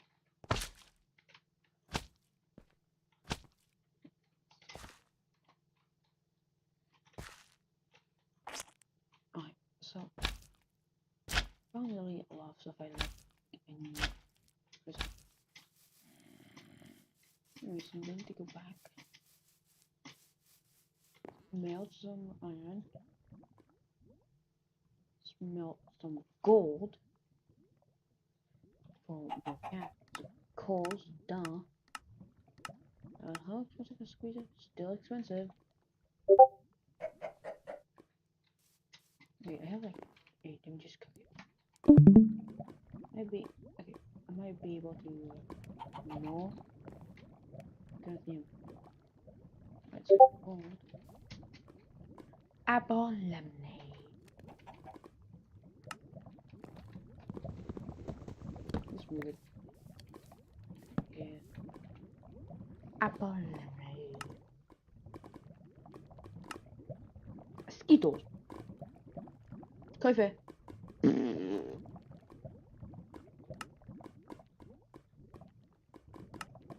Also shopping kit. Oh, it's night. Time to use my comfortable sleeping mat, which gives me minor fatigue and weakness.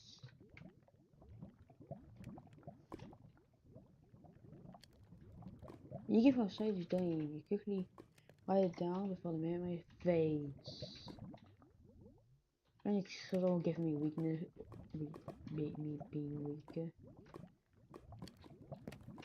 So, so do some stuff such as gold casting.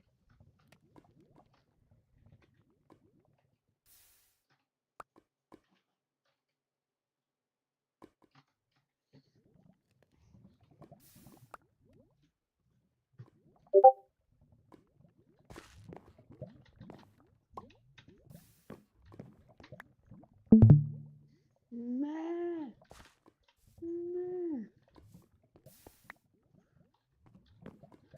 you smelled it for two. What? I can turn gold into aluminum brass? Ah, how? I equalize it.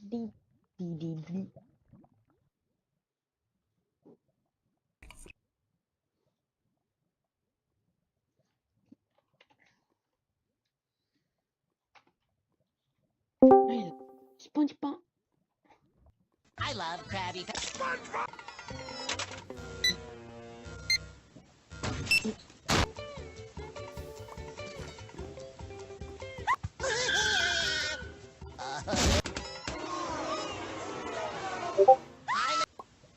I miss.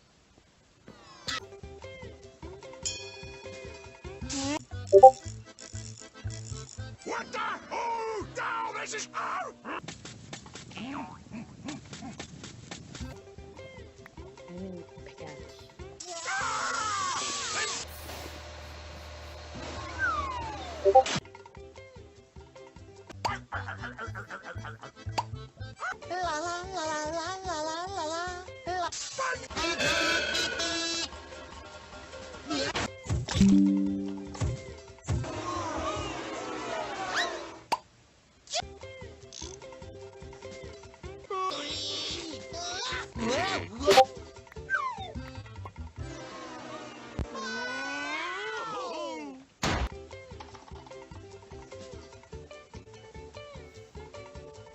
Bet you can't catch me!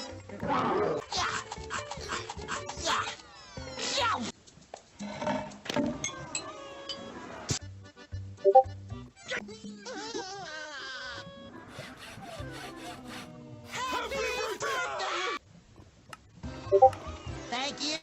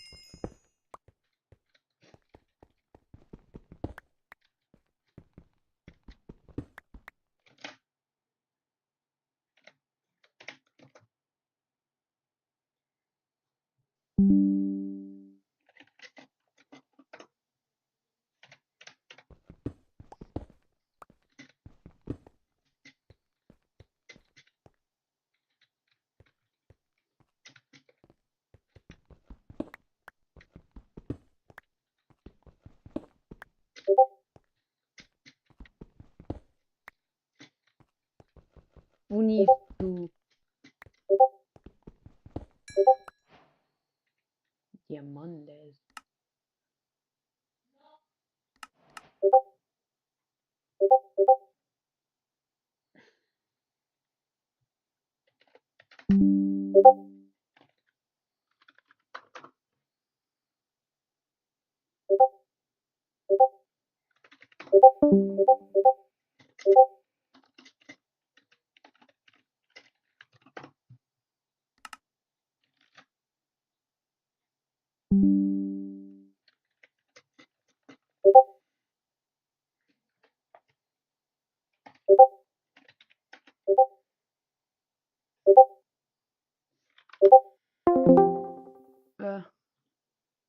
Hi.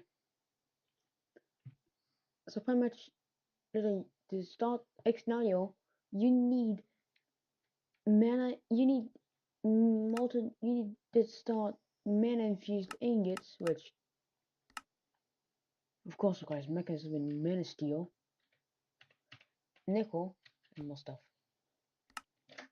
But do you think it's fun having to worry about diets? Like, look at what I sent. Huh? Huh? Hello?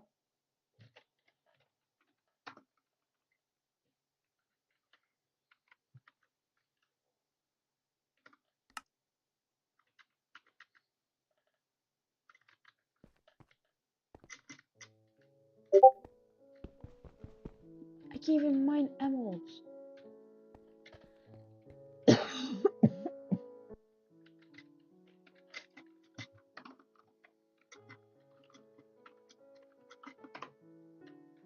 Straight tip.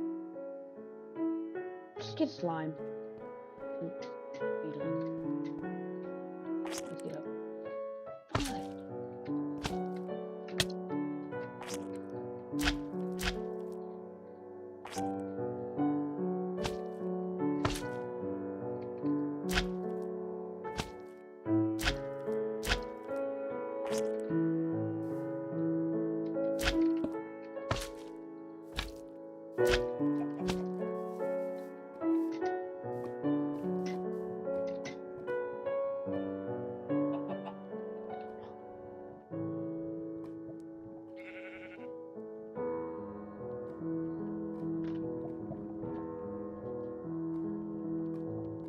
Hello? Hello? Yes, I can hear you. Oh, my PC? Your PC's My dying? PC's mic is so shit. No. My PC's mic is so shit.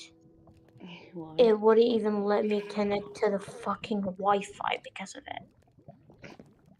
Guys? Dude, Shut guys, vanilla tools are shit. They have true durability. You have to use thickest constructs for everything. Oh yeah, Robloxian, Roblox. Roxanne 2.0. No, Roblox. I was just kidding about it. Do you just know Roblox? Do you know it? Yes, I know Roblox. And I can make a squeezer. Well, you know the Schlepp, Schlepp thing Schleppy incident? situation. Yeah. Well, somehow my country Banned it. basically heard about it, right? And immediately banned it. Yeah, and then they banned it. Yep. I'm making a squeezer. So I have to kind of a little bit have to use uh a VPN to play Roblox. And since I'm using a free one, it's pretty shitty. What is this? Storage upgraded V. Otherwise, you need Increase literite the storage crystals. You need fucking literite crystals for it. 6 6 3 6 3 6 3. Dude, you don't realize that you fucking need a literite crystal. Damn. Yeah, Craft Trigger 2 changed everything. Finally, ore doubling for noobs. Wait. Is it like a mod pack in Curse Forge? Yeah. And it's called expert mode because well, it's harder. Expert? What? Yeah, it's called America 2 expert. Wait, does it have built-in E4MC? Okay, Enigmatrice 2 Expert. Is it on Curse Forge or Modern? Curse Forge. Well, I'm Also, it's seemingly 1.12.2. not finding that. Sorry. Then your thing is dumb. Where the fuck is it? What the fuck? What the fuck? What the fuck? What that mean? It's on Curse Forge. Wow, really? Yes, it is. And it's time to get double ores by No, it's not. jumping. I found. Wait, which one is it? Skyblock? No. Look. Well, the only one I found is E6E. But that's a newer version. It's E2E. Oh, oh my god, I need a button. Yes. I found enigmatic 2, but it's E2, not E2E. Where the fuck is it? I'm growing impatient. Oh, I think I found it. Enigmatic 2 Expert Extended. That's not that. It's just normal. Yeah. Oh, I found it. E2E. Yeah. Which one is it? Which version is it? 1.12.2. And I No, think fat ass. No, latest version, dumbass. just latest version. Wait, okay. I have a pulverized iron, which is actually double iron, if I'm lucky. What? Why can't it melt it with UU matter? You. Otherwise, there's a mechanism. Well, You mechanism. have Netherin. You know what? No. Otherwise, there's an industrial craft too. D-roll trick-or-treaters. I'm coming back for that ass. If I get that butt last year, then this year's getting smashed. I ain't pulling up Wait, in your granny real quick. I have something costume. to show you. Okay. Here's a crafting recipe for 4 machines. Like, there's 4 machines, and you need iron large plates. You need goddamn big plates. Like, this is one. Yeah. What the fuck It is takes this? What? it takes almost a block. Why is there a creeper? I What don't the know. fuck? It's thickest construct, and like you need aluminum plates, like 4 and 4 of these, which each cost 8. Unless you want to What? use a fucking 18 block of iron. seconds? Bro, just make it. Bro, why did they make 18 seconds? I don't know. Why not just 7 seconds or something? I'll always have an extra inventory from a fucking cake. Inventory. D-roll trick-or-treaters. I'm coming back for that ass. If I ain't get that butt last year, then this year's getting smashed.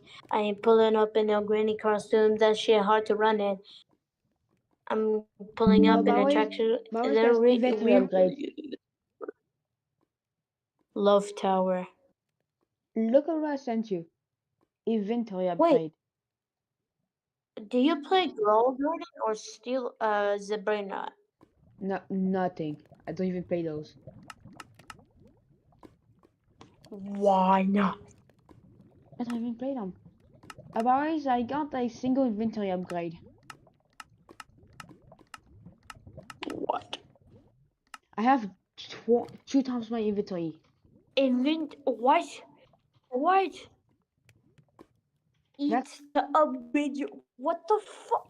it How upgrades can you eat something? Upgrade your inventory. I am confused and confused at the same time. I'm making a lead For some pickaxe. reason. Duh. Dude, I'm making lead pickaxe.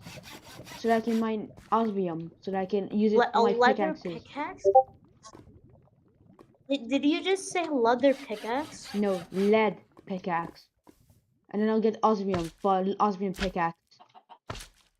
Oh, lead.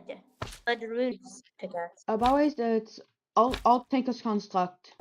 By the way. You have to use a lot of thinkers construct until you're the bragging right quest. Bruh. Yo, Roblox is look at doing the image. shit Look at the image. where the shit is shitting. Look at the image. Otherwise, What avatary?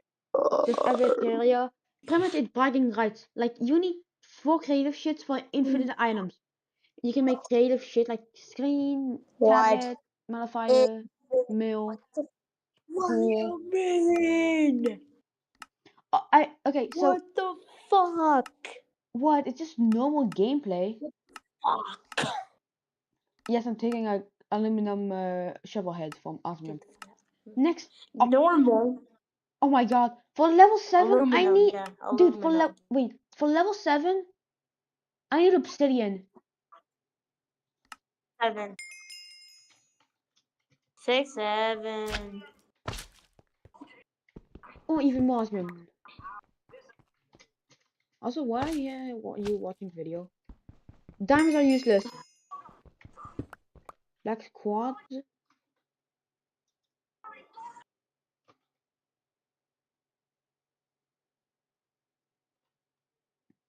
Wait, the black quads divining rod is good?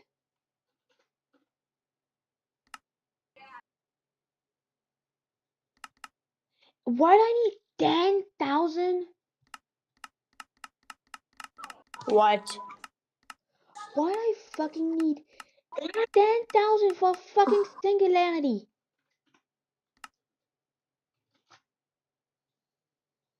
Yo, look at the image I sent. What is it? What? And then you also need, You it's for need this entire 10,000 craft on the recipe. of those shits and giggles for You one item? need almost every singularity. You need all those things? How much is this, huh?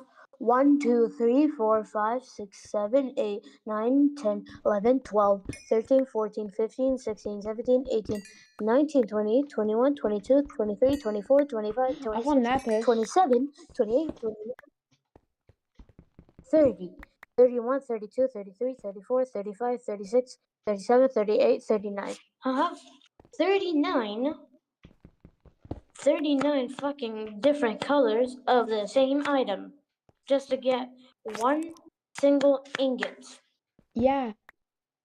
I think Right? that's not even an ingot. One single. I think that's a singularity. Then what is it? The ultimate singularity. What you need? Well, Wait, you need that. you need 2 for infinity ingot. Plus the catalysts, which is This is what. Damn!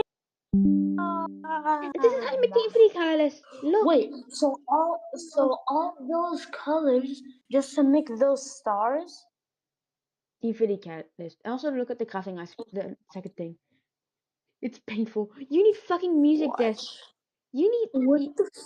also Insulite I'm requires dead. a lot No, of shit. I'm literally dead. I'm not even alive. No, I'm dead. Thankfully there's a pride Mhm. logistic I'm dead. dude, that's AEQ. No. There has to be Project D, bro. There's none. Except there's sieving and void There- mining. Don't tell me there's nothing, and there's no Project E. Bro, why do you want so much Product E? It's not like this thing has so much like you can make dimensions with balls of No, dude, because you can make balls of ores. You can make fucking balls of ore. dude, dude, dude, dude, dude, You can make balls of ores. you're cooked, buddy. You're gonna be at least 30 when you finish all of it. Oh, finally, I'm starting Tomcraft first because I found crystals. Alright, Tomcraft. I need atomic costume, study dust, and a bookshelf. Made by shift right clicking Oh, on a bookshelf with study I dust. forgot to download E4MC. Bah. I forgot to download E4MC. By the way, thankfully there's vein Retro. mining, dude. Also, you get, by the way, I have something to tell you. You get 2 fucking oak planks Q. per log. Are you mad about that? Oh, skeleton. By the way, it's even harder.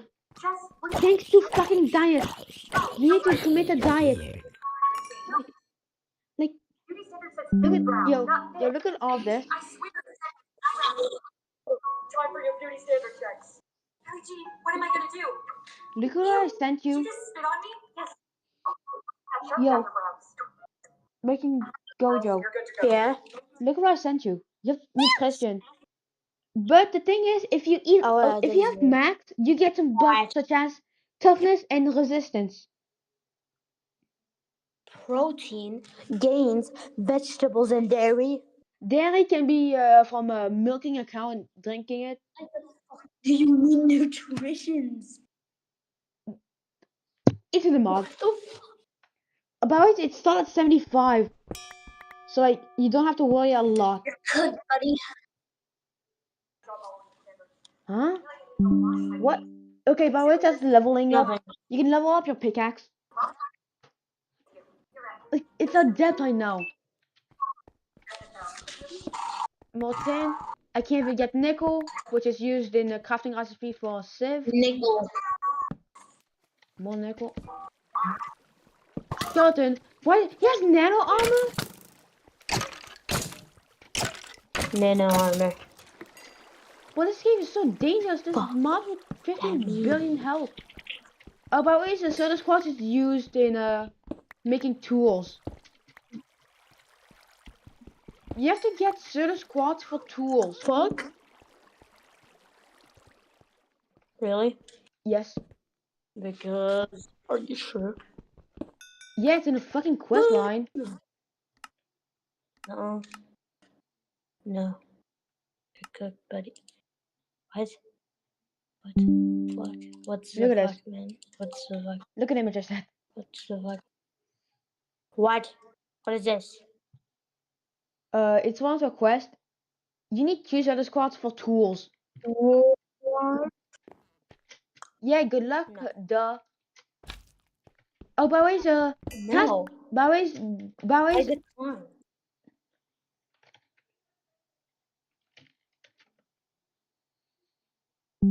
there's more than gold for cats. There's a gold, brass, and aluminum brass, which is made by copper and aluminum. Also, diamonds are worthless. Yo, you know diamonds are worthless here, except for hammers and upgrading shulker boxes and etc. Pretty much, diamonds are mostly useless. So, what do you think about this mod pack? Yo, what do you think about the mod pack? I just want to say. What? No. No? No. What? No. Dude, it starts easy. Like, it starts so fucking No. easy. That's questline to help you. It's not like it makes you get the singularity for a single quest in day 1. I just want to say. How do you do when we you? So, what do you think about the mod pack? Can I say? I don't know No. what the fuck. No, just no. You cooked, triple cooked, Dude, double why cooked. is there slime sling and slime ABDL boots? label. Dude, there's slime sling and slime boots. Like, the beds are still the same crafting recipe.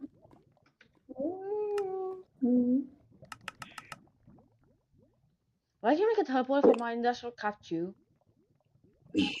Wait, what was the version again? 1.12.2. Oh, no, latest. 1.12.2, so 1.20.2. Oh wait, no, 1.12. Fuck. By the way, there's a stable unstable ingots, which are fucking useless, except for the crafting recipe of literally every single ingot. Like, look. What's this? No.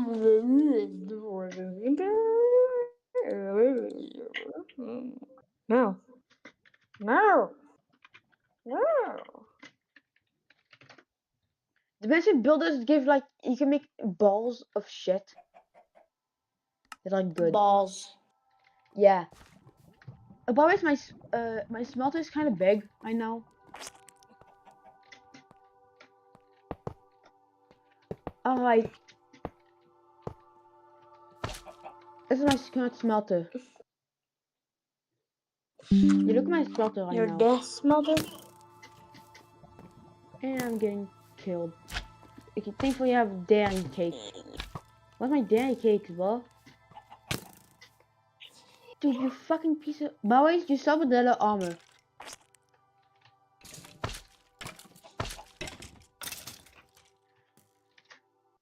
Bowie, this is how you make a fucking iron chest plate. Fucking. And then you can upgrade it to fiery. I'm gonna Bohan. try T-Launcher. No, can you download ePharmacy? I did. Wait. You need to get gold chest plate to then get diamond chest plate? What? You need gold. You need Gold a lot. is like shitty. Yeah, I know, but it's like used on a fucking crafting recipe.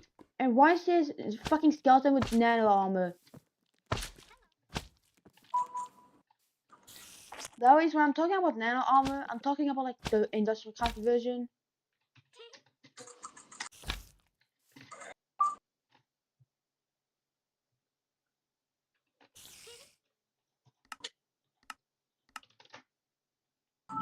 Barry's, this is the gates, by the way.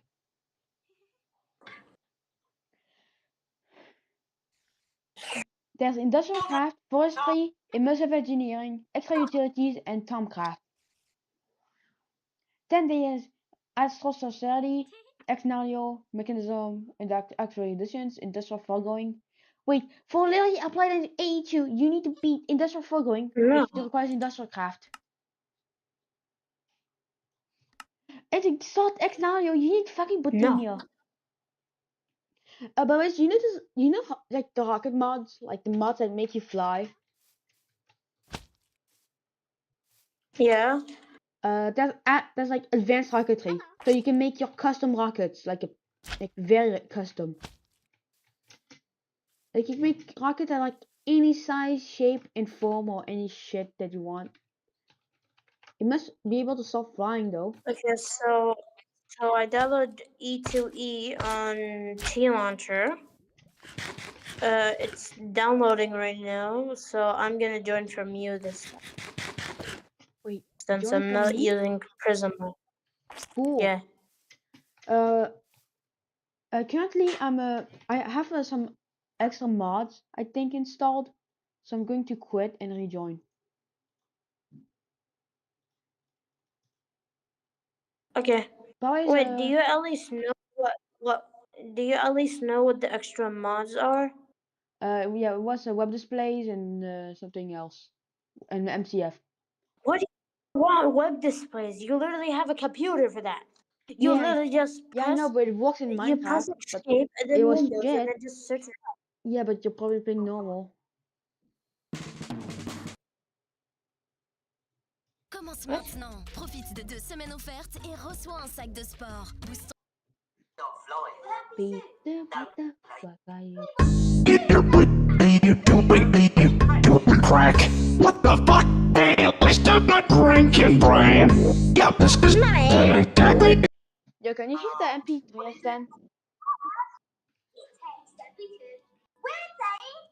Yo, can you hear the MP3 I sent?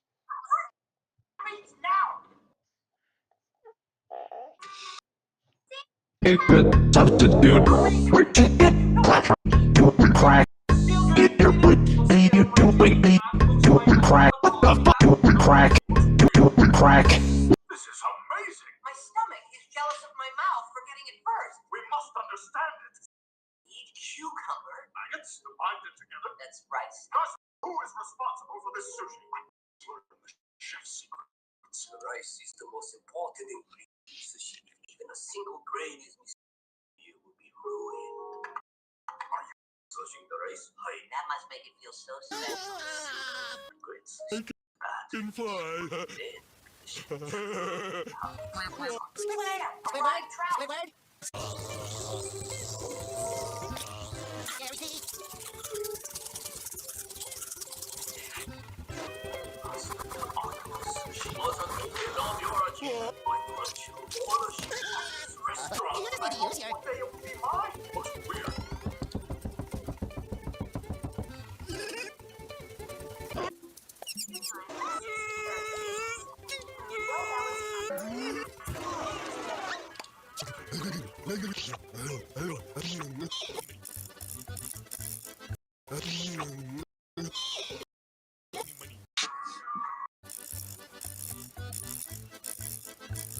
What the?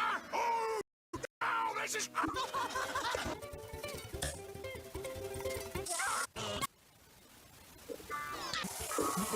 Oh yeah, cool. Yeah. No bad dancing. Much, Snail.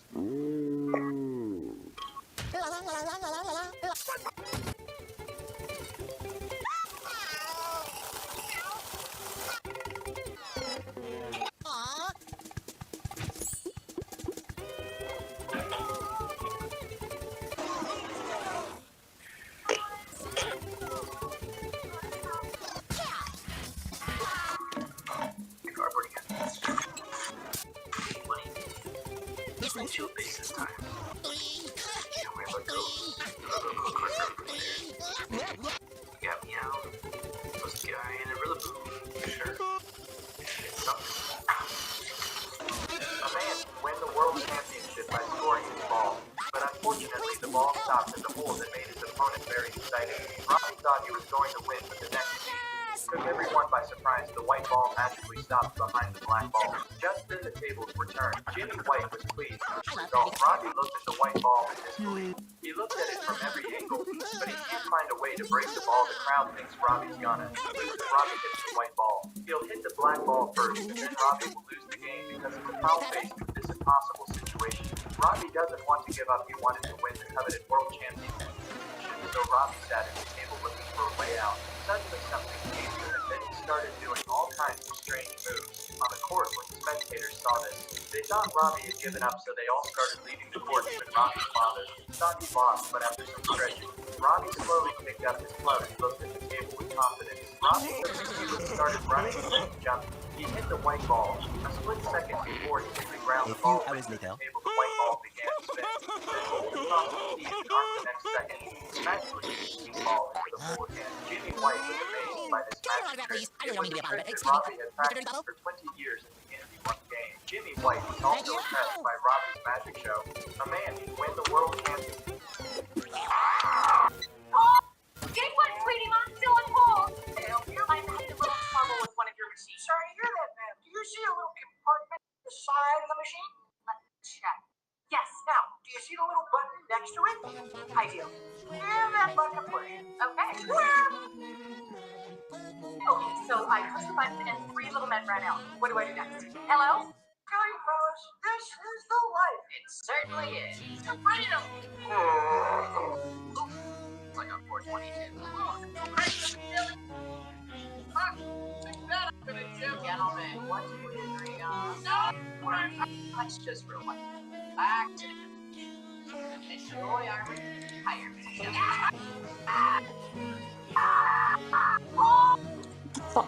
Yeah.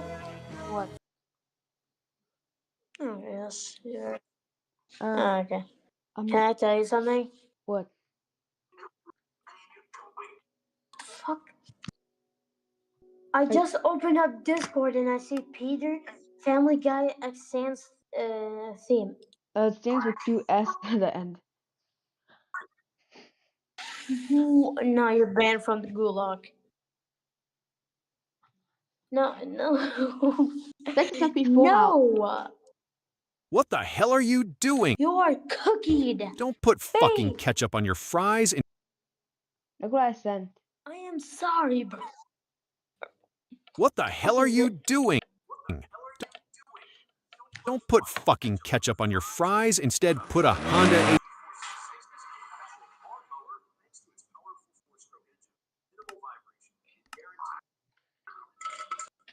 What? No. No. Where's the fucking... Did I forget retro E1 key?